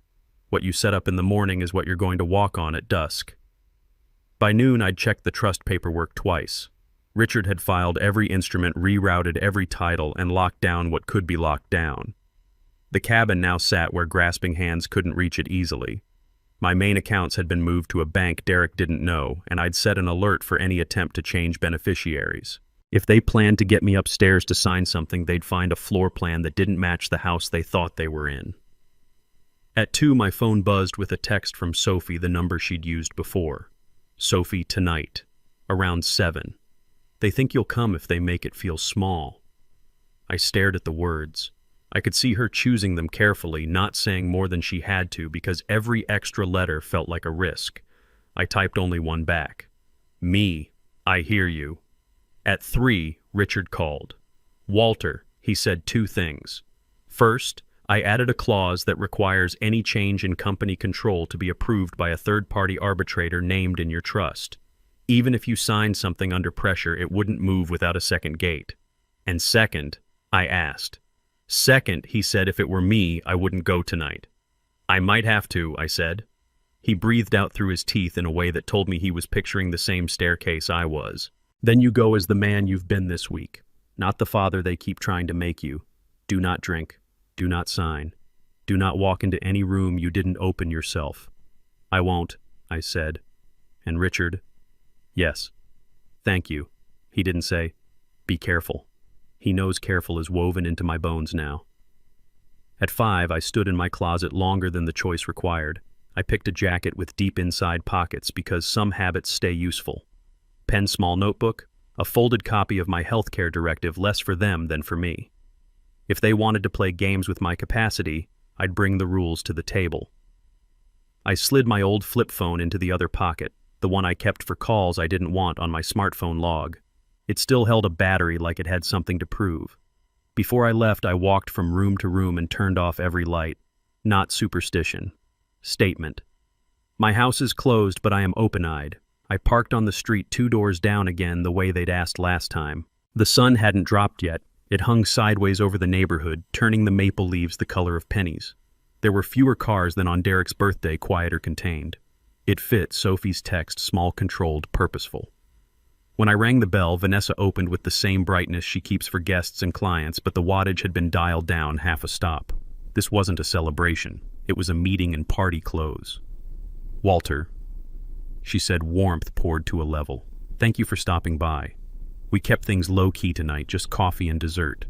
I remember the coffee, I said. A flicker too quick to be a flinch. Let me take your jacket, she said. I'll keep it, I said, and tapped the breast pocket. Notes. Of course. She stepped aside. The house had the same shine, the same chandelier drip, but the current in the air ran tighter. Music played low, too tasteful to have a chorus. A candle on the console table smelled like citrus trying to be richer than it is. In the living room, Derek stood with both hands in his pockets and a smile already on. Dad, he said. Glad you made it. I was thinking we could have a quick chat about keeping it small, I said. So I came. He nodded, relieved I'd given him his line. Exactly. Nothing heavy. He gestured toward the dining room where a small spread had been laid, coffee cups, a modest cake, and a plate of sliced fruit that looked like it had been arranged twice. No caterers tonight, no waiters, just Vanessa moving like she'd rehearsed it. Sophie wasn't in the room. That told me everything. Before we sit, Derek said there's something upstairs I wanted to. Later, I said. If at all. A beat. He pivoted. Sure. Let's at least get you something to drink. Water, I said from the tap. Vanessa poured it like a ceremony and set it in front of me with 2 hands as if it were a gift. I picked it up but didn't drink. Across the rim, the hall line ran clean to the stairs, the same carpet, the same baseboard nick I'd clocked last time. A light shone at the top landing soft, not enough to see faces, just enough to say something is on. We talked about nothing, first the weather, a new sandwich place Derek swore by, and Sophie's finals. I didn't ask where she was. If she were where I thought asking would put her in the wrong light. Vanessa cut the cake with the kind of knife you buy when you think metal can solve human problems. She set a thin slice on a plate and pushed it toward me. I didn't touch it. Derek did the next move the way he always does, charm, then pressure, then concern. He smiled. "Dad," he said lightly, "come see the upstairs bathroom. It'll take 2 minutes. If you don't like it, you can come down and roast me." A sound carried from above, barely there. The whisper of fabric against a doorframe. I didn't turn my head. Old men and deer know the same trick. I folded my hands and met his eyes. "I'm not going upstairs tonight." Vanessa's smile stayed, but her pupils shifted toward the hallway, a tell she probably didn't know she had. Derek's jaw worked and then released. "We can talk down here," he said, quickly, "about the business." He meant the company. He meant control. He meant papers. "What business?" I asked. "I sold most of Green Supply. I kept enough to sleep at night. You kept enough to make a mess," he said before he could sand the words. He caught himself, smoothed the grain. "Sorry. Poorly phrased. I meant your experience could help me unlock an opportunity." "What kind of opportunity unlocks with a bathroom tour?" I asked. He laughed like that line deserved it, then leaned on the table with his forearms conversational, casual framing. "Dad, look. I know we've had our differences, but I have real people ready to move. Smart people. They want to see generational continuity. If you just sign a letter of intent stating that the next phase of the company will—" "No," I said. "You haven't even no to tonight," I said. "No to letters, no to signatures, no to the idea you need upstairs light to talk downstairs business." The house changed temperature by an inch. I felt it in my wrists. Derek shot a glance past my shoulder the way men do when the person they want to be there is waiting. A shadow crossed the hall, slow and then gone. I thought. A hint, like a footprint in wet dirt. Not enough to prove, enough to know. I let another beat pass, then stood. "Let's take a walk," I said to Derek. "Outside." He looked offended. Then he looked grateful. He needed me alone, but not upstairs where it would be obvious. He smiled too quickly. "Great. Fresh air." Vanessa said nothing. She moved plates that didn't need moving. Her smile stayed pinned like a brooch, heavy, decorative, and in the wrong place. We stepped onto the porch. Night had pulled itself up over the neighborhood, and the air had that Friday feel. Lights on in windows, laughter from a yard, a television glow flashing blue-white on a wall. Derek closed the door softly, his hand on the knob longer than needed as if to make sure the sound didn't carry. He turned to me, hands back in pockets, shoulders forward like a boy about to confess. He didn't. "Dad," he said, "I need you to stop assuming the worst." "How about I assume what I can see?" I said. "What do you see?" "I see a man who wants me upstairs when he has people upstairs who aren't family. I see a house dressed for trust and a plan dressed for speed. I see a son who keeps saying just a minute like minutes don't change lives." He blew out a breath that fogged and disappeared. "You make me the villain in every version of this. I don't make you anything," I said. "You arrive as yourself." He stared down the walkway for a long second, then tried again. "Okay," he said gently. "How about this? We sit in the living room, just the two of us. I'll show you an outline, no signatures, no lawyers, just a concept. If you like it, we will schedule a proper meeting next week. If you don't, we call it." "No upstairs?" I asked. "No upstairs," he said, and he held it, and to his credit, he didn't blink. "All right," I said, because sometimes you give a man a room to see what he does with it. Inside, the living room felt staged, and empty light-pointed chairs angled the rug they shouldn't have bought, anchoring the scene. We sat opposite each other like it was a negotiation. It was. Vanessa hovered at the edge like a painting someone had decided belonged on a different wall but couldn't remove without leaving a mark. I could feel the house waiting for a cue, a step above a phone vibrating the click of a latch. Derek put a folder on the coffee table and slid it toward me with the care of a man trying to make you forget about force. "Just an outline," he said. high level. Read the headers. I didn't touch it. You read them, I said. He opened it and read voice smooth, even the way you read when you're trying to convince yourself as much as the other person. Phase 1.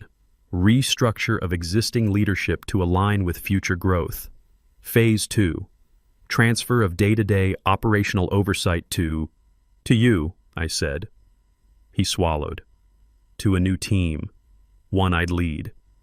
And Phase 3, I asked. He turned the page. His voice thinned half a register. Reassignment of ancillary properties to support liquidity. Which properties are ancillary to you, I asked. His eyes flicked up down. Dad, let's not get lost in the cabin, I said. Say it. It's sitting there, he said quickly, relief sliding into reason. It could unlock leverage. You don't even use it. I use it daily, I said. You go twice a year. I use it to remember who I am, I said, and the sentence surprised both of us with its precision. He closed the folder like a man putting away cutlery after a poor meal. You're being sentimental. And you're being practical, I said. Which of us is more dangerous here? He bristled. You've always acted like the only way is your way. No, I said. I've acted like the way has to be strong enough to stand. A sound above the soft, definite chunk of a door easing closed. Not slammed. Protected. Changed to almost obvious. Vanessa glanced up, then down, then smiled at me like she hadn't. Coffee, she asked.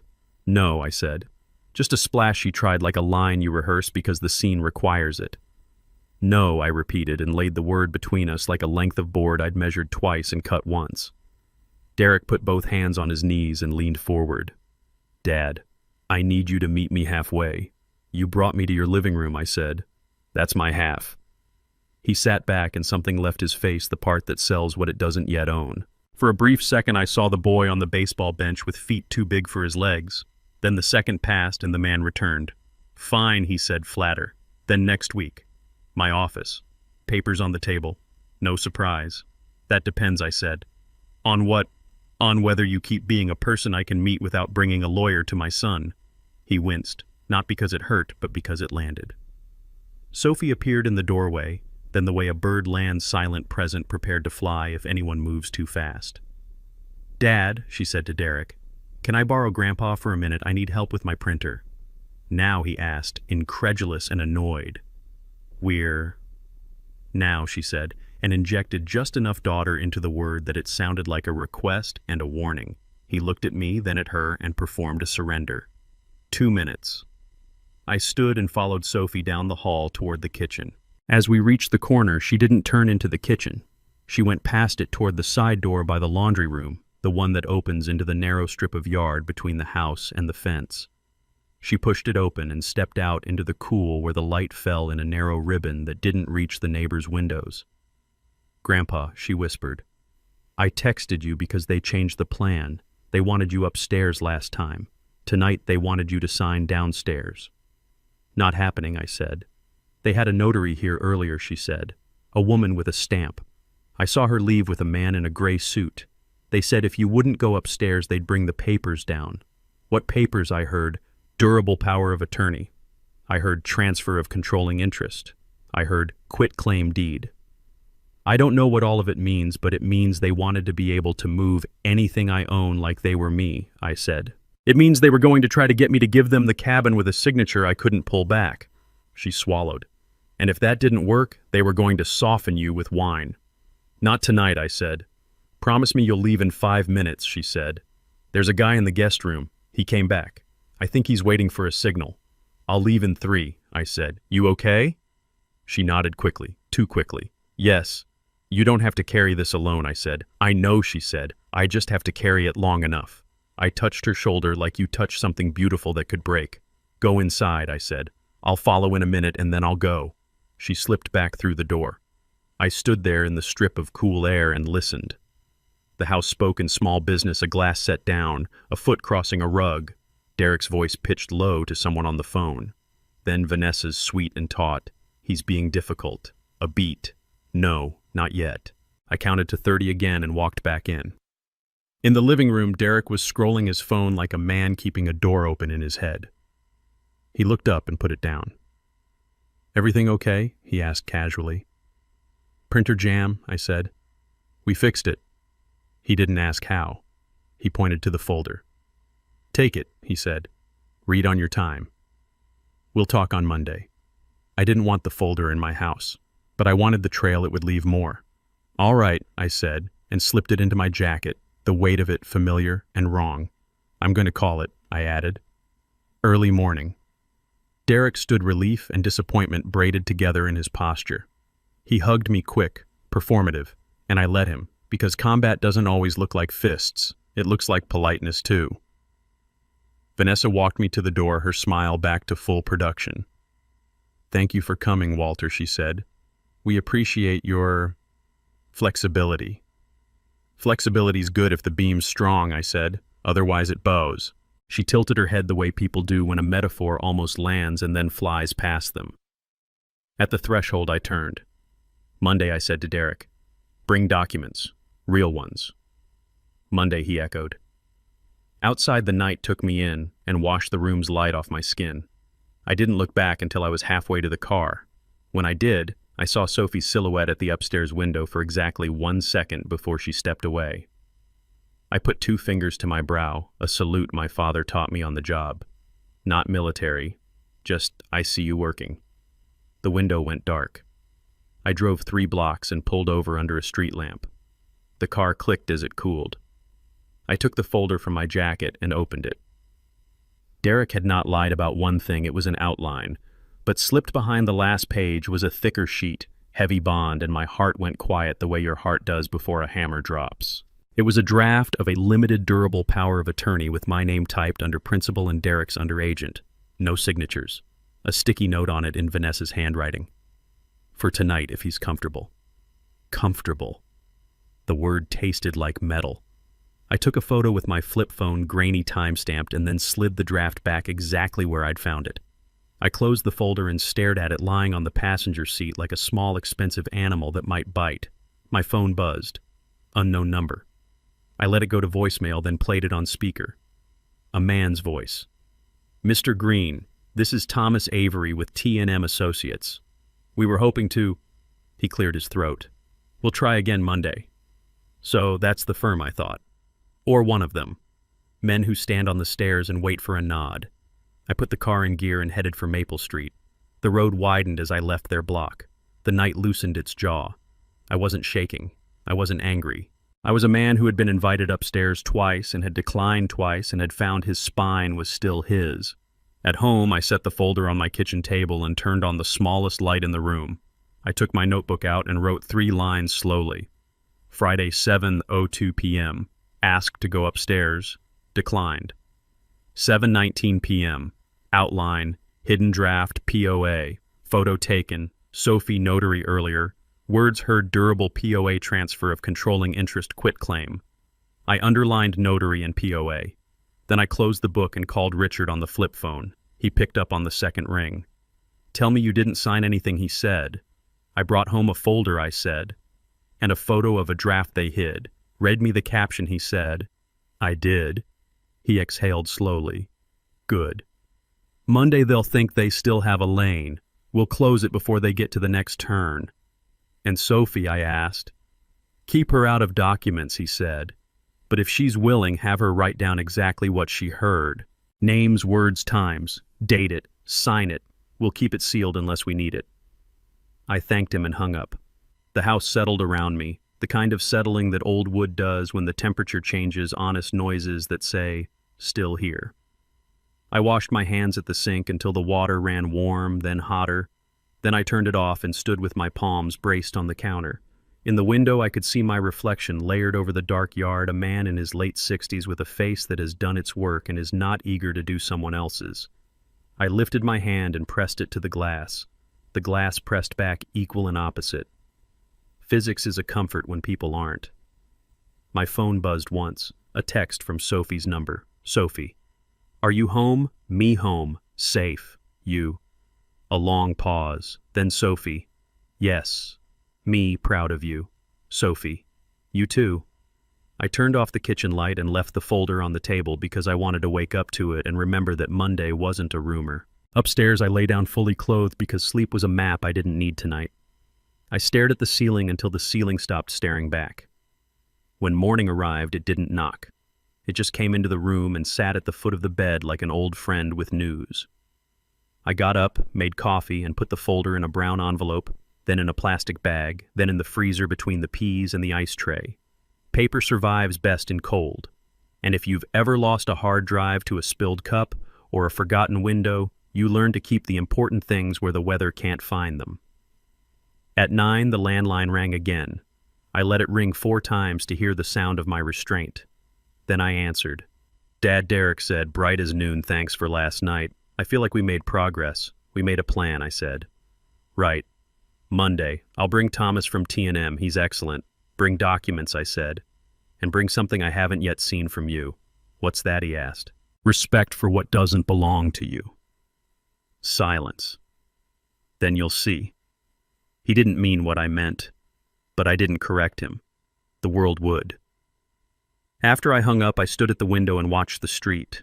Mr. Leonard stepped out onto his porch and adjusted his cap. He looked my way and I raised a hand. He raised his. 2 men are on their posts. Then he went back inside. I wrote one more line in my notebook. Monday, close the lane. Under that, I wrote justice, not revenge. I don't write slogans, I build. But sometimes a sentence needs to be poured and set so you can walk on it when the day gets wet. Friday night had shown me everything I needed to know. They were ready with documents. I was ready with the light. And somewhere in that house, on the far side of a staircase I would not climb, a girl I loved had learned how to speak steadily under noise. That more than any folder in my freezer was the proof I'd survived the evening. Monday would be the day things stopped being attempted and started being accounted for. But before Monday, there was one more call I needed to make. I picked up the phone and dialed a number from memory Marcus Thompson's, a man who'd lost money in one of Derek's learning experiences and had never quite forgiven him or me. The line rang, then clicked. Walter, he said, surprised. Marcus, I said, voice calm as a plumb line. I think it's time we compared notes. Saturday morning came like a carpenter checking his work light through the blinds in even strips, air steady, no creaks in the walls. But my head wasn't on Saturday, it was on Monday. I sat at the kitchen table with the brown envelope still in the freezer and a pad of lined paper in front of me. Richard's voice echoed in my head from the night before, close the lane before they get to the next turn. If I'd learned anything in construction, it's that a structure doesn't collapse from one big break. It starts with a loose bolt, a hairline crack, a missed measurement. Derek and Vanessa thought they'd built a clean frame for Monday. My job now was to find the cracks and widen them before the inspector life showed up. That's why Marcus Thompson's number was written at the top of the pad. I called him just after 8. Marcus answered like a man who had been halfway through a thought and didn't like being interrupted. Walter Green, I said before he could ask. Been a while, he said, suspicion and curiosity sharing the same seat in his tone. What's this about? You and I both know my son isn't the only one in this town who's cut corners to make a deal work. But I think we can agree he's one of the few who leaves nails sticking out where people can see them. He chuckled. I lost 40 grand on that warehouse flip because of him. You looking to get it back for me? No, I said. I'm looking to make sure he doesn't use my name or assets to play the same game again. You and Marcus was quiet for a beat. What do you need? I need whatever paper trail you've got.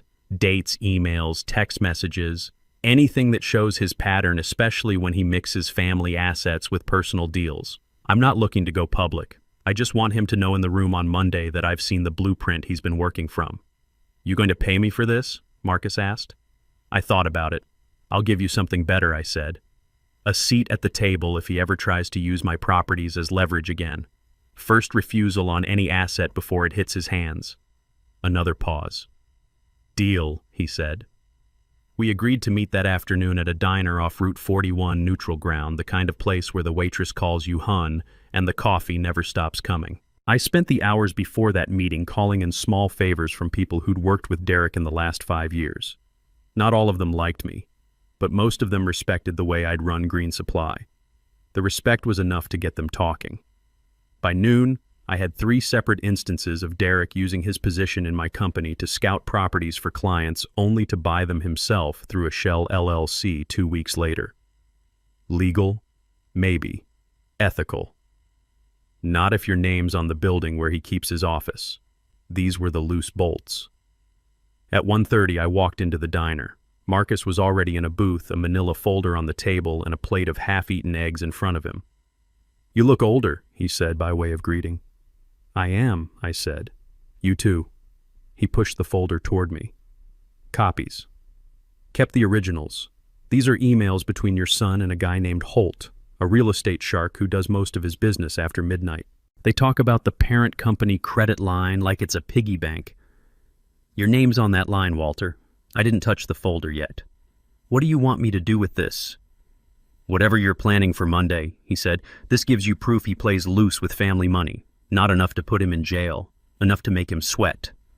I looked him in the eye. "You know, if I use this, he'll know it came from you." Marcus shrugged. "I'm counting on it. He owes me 40 grand, remember? We talked for another half hour, not about Derek, but about work projects we'd both seen go wrong because someone rushed the foundation. Marcus said something I wrote down later. You can't save a crooked beam with a straight roof. It stuck with me. Back home, I laid Marcus's folder next to the one from Derek. 2 different kinds of weight, one a threat, the other a counterweight. Between them, I had the makings of a balance. At 4, the phone rang. "Sophie." "Grandpa," she said, her voice pitched low like she was in a room with thin walls. "They're talking about Monday like it's already a win." "What are they saying exactly?"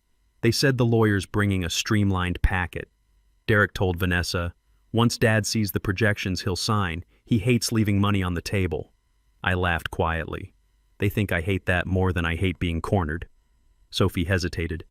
"I can maybe get into his home office before then. Take photos of whatever's on the desk. But if he catches me..." "No," I cut in. "You don't put yourself in that position. You've already done more than I had a right to ask." "I want to help," she insisted. "You have," I said. "Now your job is to keep your head down until Monday. Let them think you're not part of this." Silence. Then, "Okay." Before she hung up, she said something that sat in my chest all evening. "I like the way you look at them now. Like you already know the ending." That night I sat in my workshop, the one room in the house where every tool has its place, and went through the chain again. Loose bolt 1, the hidden POA draft from Friday night. Loose bolt 2, Marcus's emails linking Derek to the misuse of my credit line. Loose bolt 3, Sophie's eyewitness account of a notary on site. If I lined them up right, they'd build a picture even Derek couldn't talk his way out of. Sunday morning, the moment came earlier than expected. I was trimming the roses out front when a silver sedan I didn't recognize slowed in front of the house. The passenger window rolled down just enough for me to see the man inside gray suit, same build as the one Sophie had described leaving Friday night. He didn't wave, he just looked. Then the car moved on. I went inside, wrote the time and description in my notebook. 5 minutes later, my phone buzzed with a text from an unknown number. "See you tomorrow. Mr. Green." No signature. I took a photo of the message and forwarded it to Richard. His reply came back fast. "They're trying to unsettle you. Don't take the bait. Everything in writing from here on out." By Sunday evening, I'd pulled my plan tight. Monday wouldn't be about refusing to sign. It would be about showing my hand at exactly the right moment when Derek thought I was boxed in. I'd bring the folder from Marcus. I'd bring my notebook. And I'd bring Sophie's written account sealed in an envelope she could truthfully say she'd never opened. The trick wouldn't be in the evidence. The trick would be in letting Derek believe right up until the turn that the road ahead was clear. I went to bed early that night the way you do before a long drive. In my dreams, I was back on a job site checking the plumbing on a wall. The bubble in the level kept sliding just out of the center no matter how I adjusted. When I looked closer, I saw the beam itself was cut at an angle. No amount of shifting would make it true. I woke before dawn, the dream still in my head, and knew exactly what Monday would be, not an argument, not even a negotiation. It would be an inspection. And Derek's frame was already leaning. Monday didn't knock. It eased in while the sky was still the color of wet slate, and sat itself at my kitchen table like a foreman waiting for a report. I was up before it, coffee already dripping, pen already uncapped, the freezer's quiet hum, reminding me there was a folder in there that could change the shape of a day. I didn't make breakfast. Sometimes you don't feed your body because you need your mind to stay sharp on a single fuel purpose. I was halfway through a second cup when I heard the sound my neighborhood knows as well as birdsong, the soft scrape of Mr. Leonard's porch chair, then the cadence of his footsteps on the walk. A respectful knock followed twice with a pause, the way you knock when you've spent a lifetime not startling people. I opened the door. He stood there with his cap in one hand and a stainless thermos in the other, Monday written across his face in careful lines. "Walter," he said, voice low. "Do you have a minute? For you always." I stepped aside and waved him in, but he shook his head, eyes flicking toward the street. "Porch is fine," he said. "It's about something I should have told you sooner." We stood side by side, not facing each other, looking out at Maple Street as if it might answer for us. The morning air carried a hint of cedar and the wet metal smell that comes from a night's worth of dew on cars. "It's about your tires," he said. I didn't speak. The word hung there between us like an old beam you test before you step on it. "The night you and Derek argued," he went on, "I was out here same as always. I don't keep the porch light on, easier to see the sky. Around 9:30 I see Derek come out of your front door. He's moving quickly, looks both ways down the street, then walks straight to your Lexus." He unscrewed the thermos as if his hands needed occupation more than his mouth needed coffee.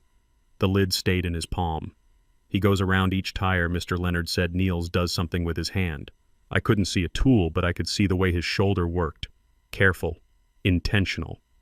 After the third tire, he looked around again like a boy checking for a teacher. Then he went to the fourth. When he stood, he put something in his pocket and walked off toward his car like he was late for somewhere. He didn't turn to watch my face. That's who he is. He gives you the dignity to absorb your truth." "What time did you say?" I asked, my voice steady because I've trained it that way. 9:30, give or take a few. The game on TV had just gone to a commercial. I remember because I turned the sound down to hear the owls. He shook his head, a small, sad motion. "I should have told you right away. He exhaled. "Family is a hard thing to report on." "It is," I said. "And you're telling me now. That matters. I can put it in writing," he added, "if you need that."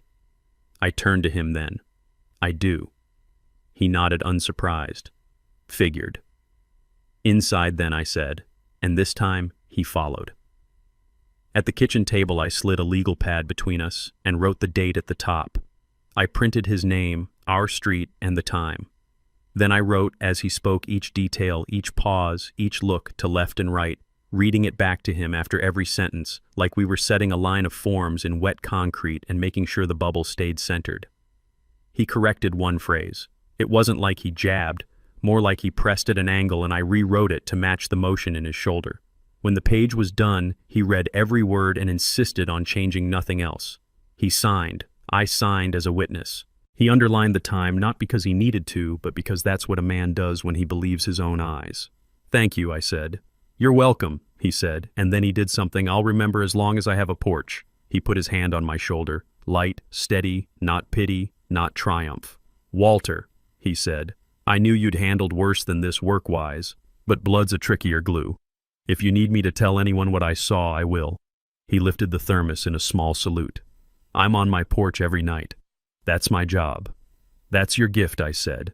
He smiled without showing teeth. Maybe both. After he left, I stood at the sink and watched the street through the window. The page he'd signed sat on the table, a simple thing, unspectacular, the kind of thing that holds a wall up when a gust hits. I took a photo of the page with my old flip phone, then another with my smartphone. Redundancy is what you learn from storms. I dialed Richard. He picked up on the first ring. "Morning," he said. "You sound like you have something." "I do." I laid out Mr. Leonard's account, time, position, and sequence. "We've got an eyewitness." "Good," Richard said. "Put it with Sophie's statement. And make sure Leonard wrote the exact phrasing he used about the shoulder motion." "He did," I said. "We wrote it the way the body remembers." "Perfect." Then after a pause, "Walter, remember this changes more than the legal picture. It changes the moral one. You can keep it quiet if you choose. Or you can use it. That's your choice." I know I said feeling the weight of both choices. I'll use it where it counts, not where it wounds. That's why I took your call, he replied.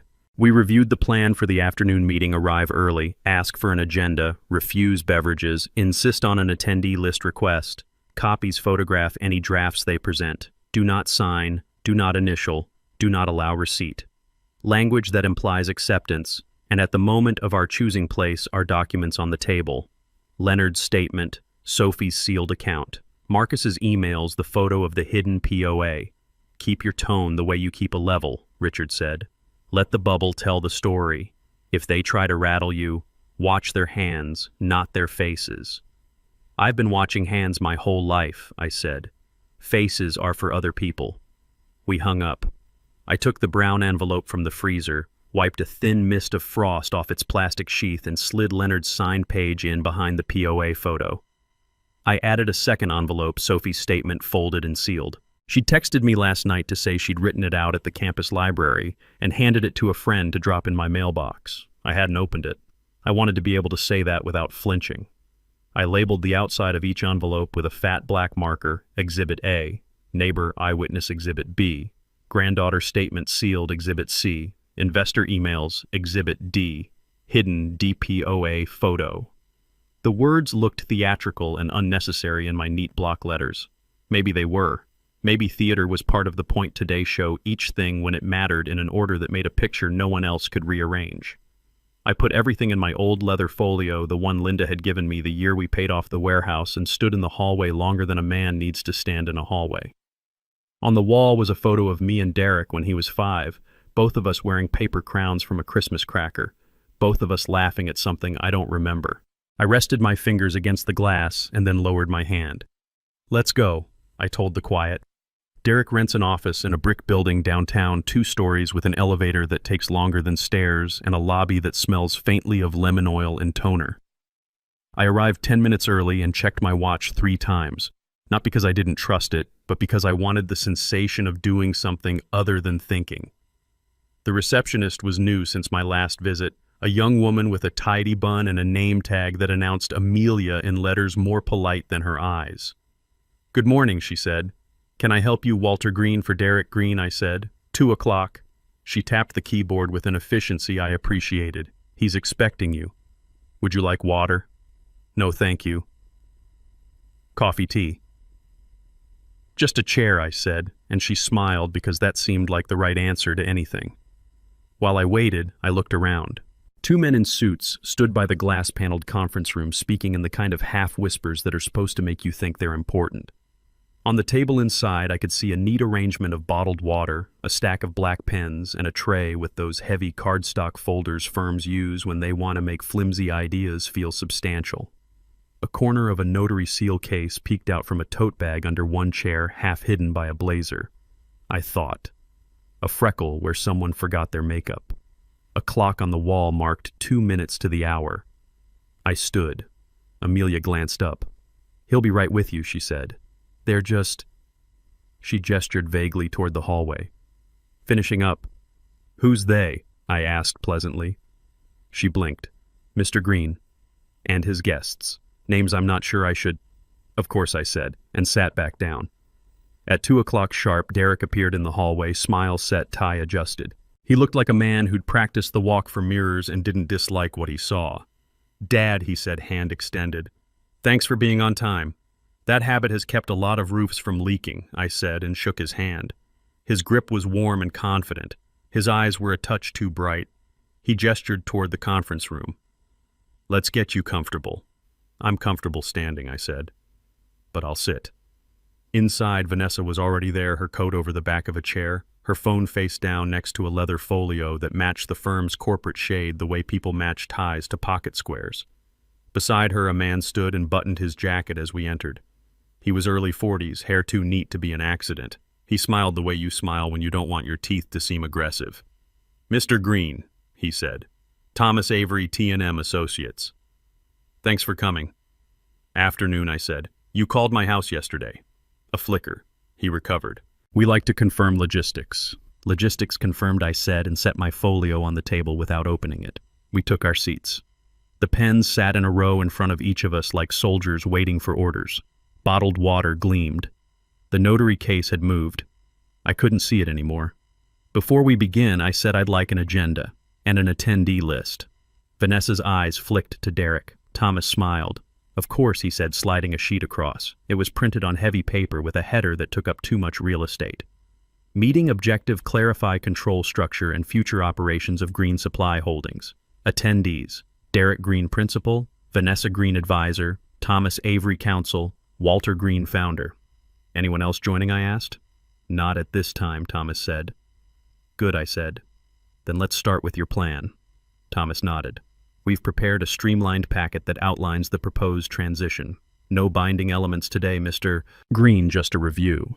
If the high-level structure makes sense, we'll calendar a working session next week. Streamlined packet, I repeated. That's the phrase Derek used. Derek colored a half shade. Thomas opened a folder and turned it toward me. The first page bore a clean title, Projections and Governance 2026-2029. Charts, columns, the kind of curves people draw when they want you to confuse momentum with inevitability. I didn't pick it up. Read me the section headers, I said. He did efficiently, like a man who'd been told once that confidence is a metronome and never forgot the tempo. Section 1, Current Asset Overview. Section 2, Proposed Leadership Restructure. Section 3, Ancillary Property Optimization. Section 4, Board Resolution Draft. Section 5, Acknowledgement of Transition Intent. Last one again, I said. Acknowledgement of Transition Intent. He repeated, pen tip resting at the margin as if punctuation had legal force. Is that an acknowledgement I'd sign, I asked. It's a non-binding acknowledgement that we're... No, I said. It's a thing with a signature line. That makes it a vehicle. We're not asking you to sign today. Derek cut in too quickly. We just want to talk. Then remove Section 5 from the packet, I said. Thomas gave a small practiced shrug and slid the page out, set it aside like a magician palming a card. Happy to table that for now. Good, I said. Section 3. Thomas turned to it. Ancillary property optimization identifies non-core holdings that could be leveraged to... The cabin, I said. Thomas paused, glanced at Derek, then back at the page. One such property is the Green Lake House. It's a cabin, I said. Lake houses get magazines, cabins get work. Vanessa put her hands flat on the table, fingers spread with a ring catching the light. Walter, no one is trying to take anything from you. We're trying to grow. You taught Derek that growth requires brave steps. Growth requires footings, I said. Bravery without footing is why men fall off ladders. Silence. The clock on the wall ticked. Thomas cleared his throat. Perhaps it would help to walk through the board resolution draft. It's a formality. Board met when I asked. Thomas blinked. The draft anticipates a meeting, so the resolution references a meeting that hasn't happened, I said. You can keep that page and save me the ink. Derek leaned forward. Dad, he said, and I heard the boy again for a second, this doesn't have to be adversarial. You invited me to an ambush Friday night, I said. Tonight you've set the table with pens and water and a page that says acknowledgement. You're not a villain in my story, son. You're a pattern. His mouth opened and closed. Vanessa recovered first. How about we reset, she said smoothly. Thomas, why don't you walk Mr. Green through the projections? Before we do that, I said and slid my folio forward without opening it, a couple of ground rules. 1, no signatures today. 2, no notary business. 3, if anyone attempts to slip a new document into the stack while we're talking, the meeting ends. No one as Thomas began, and then I reached down, lifted the tote under the chair beside him and set it gently on the table. The notary seal case nestled inside a dark, round truth. I said because sometimes your private vocabulary deserves air, a freckle where you forgot the makeup. Thomas swallowed. Vanessa's smile frayed. Derek stared at the case like it might explain itself. Non-binding. Thomas tried. Then you won't need that, I said. We can continue. He slid the tote beneath the table with a movement he probably practiced with trash cans and awkward gifts. Good, I said, calm, returning like an old friend to a room it knows.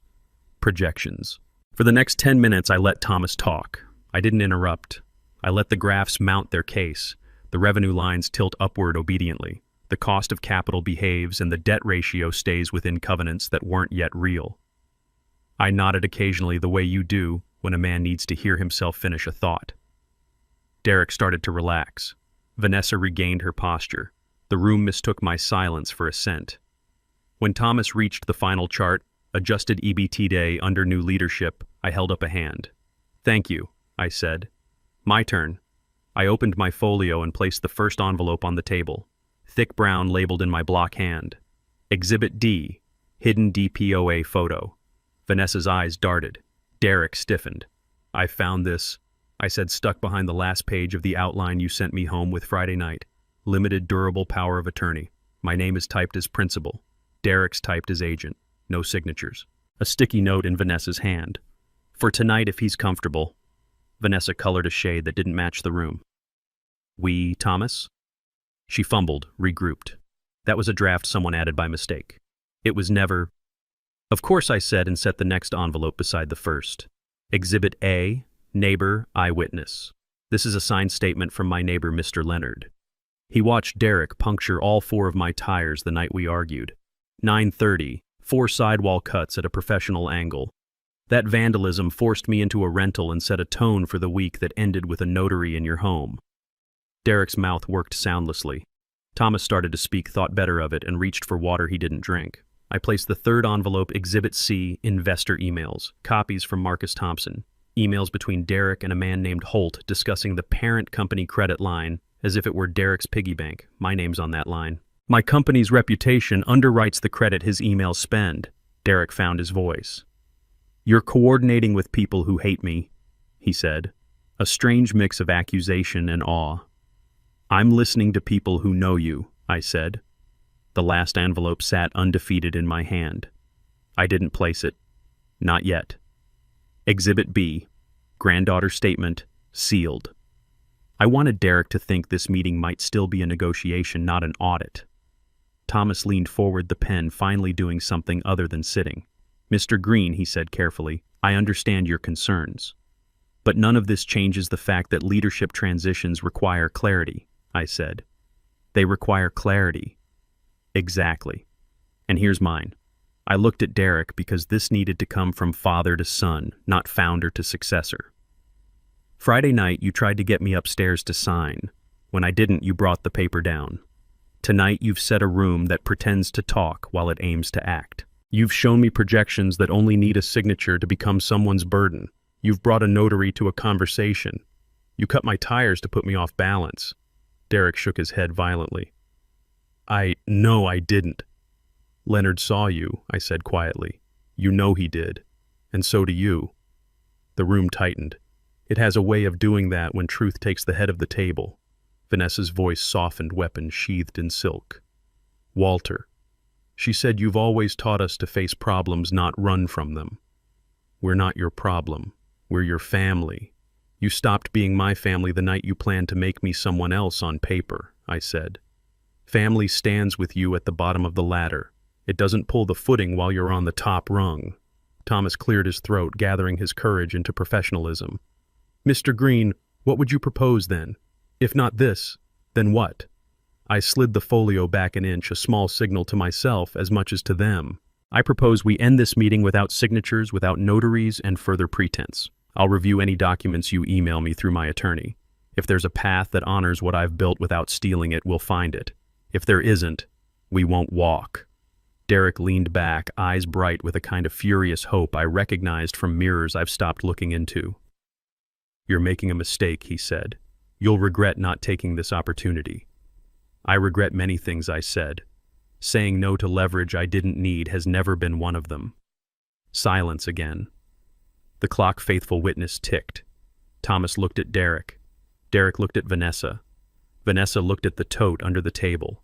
Then she looked at me, and for the first time since I'd known her, her smile left the room before she did. "Fine," she said. "No signatures today." Thomas nodded, relieved to have something he could record. "We can reconvene," he suggested weakly. "Maybe," I said. "After due diligence. On all sides." I stood. When men stand at the end of a meeting, the meeting ends. Derek stood too, because muscle memory can look like respect if you don't know the difference. We shook hands, not father and son, not adversaries. Two men who had come to the end of a hallway and found different doors. At the threshold, I paused and turned back the last envelope still in my folio. One more thing, I said. Derek's eyes widened, ready for something else to defend against. "Thanks, Sophie, for the cake," I said. "It was better than it needed to be." He frowned, having the sense to be confused. Outside the lobby smelled like lemon oil again. Amelia looked up. "Have a good afternoon," she said brightly. "You too," I said, and meant it. In the elevator, I felt my legs for the first time, each step made by a man who had chosen not to be moved. The doors opened on the ground floor, and I walked into a day that had stopped trying to sell me anything. On the sidewalk, my phone buzzed. A text from Sophie. "Sophie. Did it go okay?" I typed. "We're not upstairs." She replied with a heart, then a second message. "They're rattled." I stood there under a sky that had finally decided on blue and let the information settle where information belongs, in the place where plans turn into work. Back at my house, I laid the envelopes out on the kitchen table again. I didn't open Sophie's. I wouldn't until I had to. I put Mr. Leonard's statement on top, the way you put the right tool on the bench before the wrong one gets there. I added one more line to my notebook. Monday 2 p.m. Met at Derek's office. No signatures. Notary present. Removed. Projections tabled. Pattern documented. Then, because I could, because it mattered, I made dinner eggs done right this time, toast browning the way Linda liked. I ate at the table that had held so much paper this week, and listened to the house settle into the evening. When I was finished, I took a walk. I didn't go far, just to the corner and back. Mr. Leonard was on his porch as promised. He raised his thermos. I raised my hand. 2 men are on their posts. "Night," he said. "Night," I said. In bed, I lay in the kind of dark that doesn't threaten. I thought about beams and levels, about boys on baseball benches and men in conference rooms, about the difference between a signature and consent. I thought about Sophie's fingers on my sleeve and the notary's seal in a bag under a chair. Before sleep took me, I knew 2 things were true. First, I had everything I needed to move from defense to structure. Second, tomorrow I'd start phase 9, which I call the day. A frame leans too far to pretend it's straight. But that was tomorrow. Tonight the house was steady. And in the steady, I could finally breathe. The morning after that conference room standoff felt like standing under a beam you've always distrusted and finally hearing it creak. Not a collapse. Not yet. Just the sound of truth announcing itself through wood. I was up before the sun, coffee steaming, folio open on the kitchen table. I laid everything out the way I used to stage tools for a critical pour, left to right in the order I'd need them. Mr. Leonard's signed statement, the photo of the hidden DPOA, Marcus's emails, Sophie's sealed account with her neat, deliberate signature across the flap. Today wasn't about refusing. It was about introducing the town to the true shape of a pattern. Hook first, then pacing, then the weight. I took a breath and dialed the courier service I'd used for years on tight permitting days. "Premier Messenger," a woman said. "Where to and when?" 4 pickups, 4 deliveries, I said. No signatures required at pickup. Cash at the door. Names she asked. I read them off calmly. Marcus Thompson, David Rodriguez, Rachel Walsh, and one more Pinnacle Financial Human Resources. I didn't linger on that last one. This wasn't about humiliation. It was about equilibrium.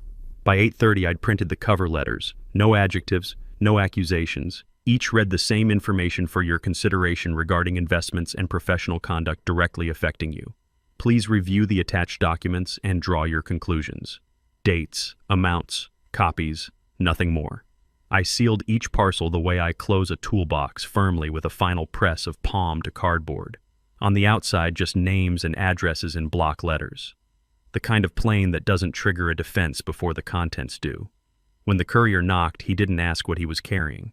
He just handed me the carbon slip and tucked the envelopes under his arm like a mason taking a string line, familiar, unremarkable, essential. Today I asked. Before lunch, he said, "Perfect." As his taillights disappeared around the corner, I found myself watching my driveway, the way I used to watch concrete set, patiently knowing there's a point where what you've poured becomes what you'll live on. I made eggs I didn't eat and sat down to write in my notebook the small ledger that had become a spine for the last week. Tuesday, 8:45 a.m., courier dispatch, 4 packs. I underlined 4. Whatever Derek and Vanessa had planned, they'd built it on the assumption that I'd keep reacting. Today I wasn't reacting. I was scheduling gravity. By 9:15, Richard called. "You did it." "On its way," I said. He exhaled a sound I recognized from hard verdicts that went our way. Good. The investor network will hum all morning. Pinnacle will begin an internal review within 2. If Vanessa's file is as clean as she claims, they'll close it fast. If not, they'll do what they do, I said. I'm not asking for a result, Richard. I'm asking for a process. That's why this will hold, he said softly. Your restraint is doing half the work for you. We talked logistics for a few minutes. He'd already drafted a short notice to Derek's counsel, civil factual, memorializing that yesterday's meeting concluded without signatures and that any further discussions would go through him. He'd sent a second letter to the notary's firm requesting a copy of their log for the last 7 days, citing potential misuse of a seal in a private residence under implied duress. Notary's log, I asked. Sometimes the smallest boards bear the most, he said. If a stamp landed at Derek's house on Friday night, even if unused, it leaves a date and a name. We don't need a hammer, we need a pencil. After we hung up, I walked through the house with my mug study hall and bedroom touching the corners like a man checking plumb with fingertips instead of a level. The floor felt true under me for the first time in a week. At 10:22, the phone rang. Unknown number. I let it go to voicemail. A minute later, the landline rang, the number no one uses unless they found it by asking 3 other people first. Mr. Green, a careful voice said when I answered. Yes, this is Jennifer Walsh. Her firm, Walsh & Ames, sits 3 doors down from the chamber. She's the one who steers half the town's small business retirement plans with a kindness that has teeth when it must. I received a package this morning. From an anonymous sender. I recognize your handwriting. I smiled despite myself. I wrote in block letters on purpose. That's why I recognized it, she said dryly. Listen, I want to say thank you. Not for the documents themselves, though I've already confirmed 2 emails against my records, for the way you sent them. No embellishment, just light. That's all I can afford, I said. Light. She lowered her voice. David got one too. And Marcus. We're on a call at noon. I'll circle back after. Take your time, I said. And Jennifer, one more thing. Sophie is not to be touched by any of this. I wouldn't dream of it, she said, and I believed her. At 10:40, I stepped onto the porch. Mr. Leonard was there, as always, thermos in hand, watching the street with the same steady attention he gives sunsets and kids on bikes. He raised the thermos. I raised my mug. How's the weather over your place, he asked. Which is how men like us ask about war without making it sound like one. Winds shifting, I said. Less gusty. Gusts make weak nails honest, he said. I sat on my steps, and we let the quiet settle between us. This is the part no one understands about patience. It isn't passive. It's muscular. It holds its posture while the storm tries to bow it. The first text from Sophie arrived at 11. Mom's at work. Dad's pacing. His office door is closed. He's on the phone a lot. A moment later, he asked if I had seen any packages arrive for him this morning. None did. Good, I typed. Eat lunch. Drink water. Grandpa, she wrote. I'm okay. I know, I replied. I just like telling you anyway. At noon, my phone rang again. Jennifer. We've compared notes, she said without preamble. Marcus had the Holt emails. David had 2 wire receipts aligning with dates in those emails. I had a text string from Derek promising a make good on a shortfall. The pattern's not illegal by itself, but it's persuasive, especially combined with what happened Friday. You spoke to David, I asked. He's furious, she said. Not the kind that burns out in a day. The kind that remembers. He'll be making calls. And Pinnacle, I asked. We have a friend there, she said. HR opened an internal review at 11:15. That's all we know. I didn't ask them for an outcome, Jennifer. You asked them to see, she said, and her voice warmed. Sometimes that's the only favor a town needs. After the call, I ate a sandwich I tasted. Turkey mustard and the good bread Sophie likes when she visits. The act of chewing felt like a project mundane necessary part of life's unflashy genius. Between bites, my eyes kept drifting to the folio on the table the way a foreman keeps glancing at the weather even on clear days. At 1:30, my cell buzzed with a Portland area code. I answered, Mr. Green. This is Rachel in HR at Pinnacle Financial. I'm calling to let you know we've received a report related to Mrs. Vanessa Green. While I can't discuss internal matters, I wanted to acknowledge receipt and assure you we take such reports seriously. I understand, I said. My intent is not to harm, it's to inform. That intent is... Noted, she said, choosing her word with care. We will be in touch if we need anything further. When I hung up, I didn't feel triumphant. I felt old and tragic in the way people get when they act against blood for a bigger fidelity. You can be right and still wish you had been able to be kinder. At 2, Derek called. I let it ring twice before answering. He didn't bother with hello. What did you do? He demanded. Which part? I asked. Don't play coy with me. Marcus canceled. David's not taking my calls. And Vanessa. He stopped himself. And Vanessa, I asked quietly. She got pulled into some HR meeting. Anonymous complaint. Your block letters are all over this town today, Dad. Facts don't care who wrote the address, I said. He laughed once. Sharp, small hurt. You think this is noble, destroying your own family to protect a cabin and a company you don't even run anymore? This isn't about the cabin, I said. It's about a pattern. And I didn't destroy anything. I set a mirror where a wall used to be. Silence. Then softer, with something like desperation trying to pass itself off as sincerity. I was trying to build something, Dad. You can't build with stolen studs, I said. They look straight until they don't. He tried a different angle. People will talk. About you. About how you went after your son. You can't fix that with block letters. I'm not trying to fix what strangers say. I'm trying to fix what happens in rooms with closed doors and notaries under tables. He inhaled a shaky breath. You've made enemies today. I've made accountability, I said. Enemies grow on their own. Are you happy I'm steady? I said, for the first time in a week. When he hung up, I let the quiet fill back in. The house took a long breath with me. In the distance, a siren rose and fell, then mixed with the ordinary hum of a Tuesday, the postal truck doors, a hammer a street over someone's mower. Life has the nerve to continue. At 3:20, Richard called with a low whistle in his voice. The notary log came through, he said. Friday night stamp checked out at 5, returned at 9, assigned to a junior in their office, brought to an address that matches Derek's street. Used, no signatures recorded, he said. But a visit is a visit. It supports your narrative if you ever need to tell it to someone who collects narratives. I'd rather not, I said. But I'm grateful the line exists. Also, he continued, T&M's associate Thomas sent an email acknowledging that yesterday's meeting concluded without action items requiring execution by Walter. That sentence is a gift. I archived it like it was my mother's recipe card. Put it next to the notary log, I said. They're cousins. By 4, the day had moved from push to pull, less about what I sent, more about what began to return. A voicemail from David, grim and concise. He used your line. I'm done. Call if you want to coordinate.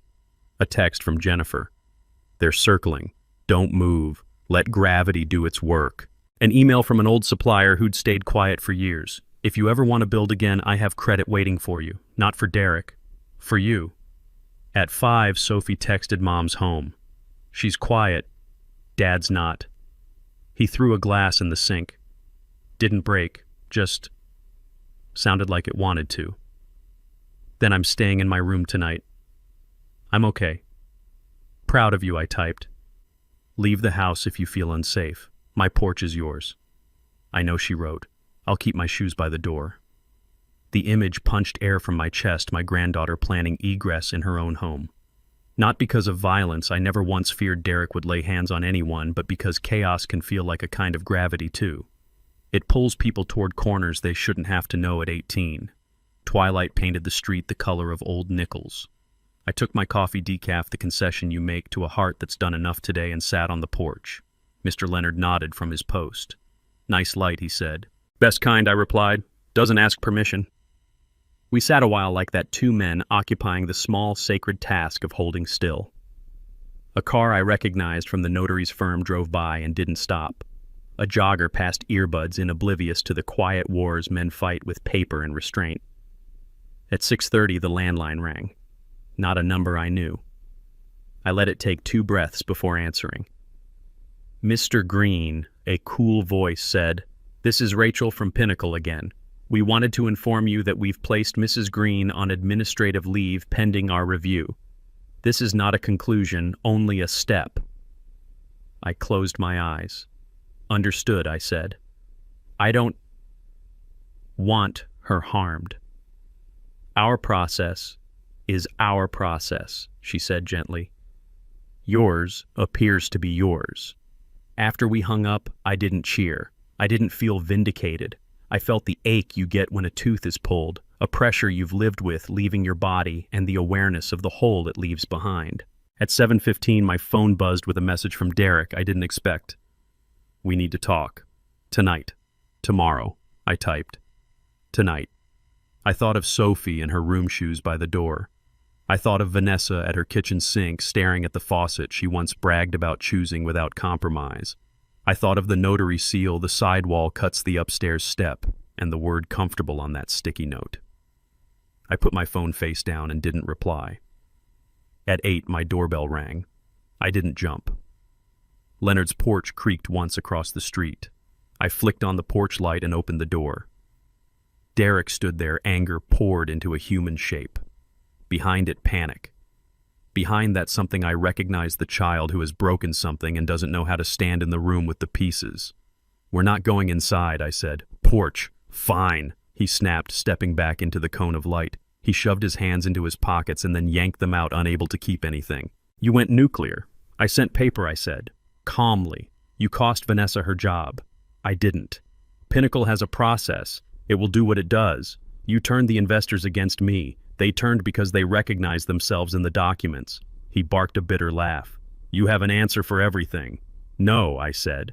I have a refusal for some things.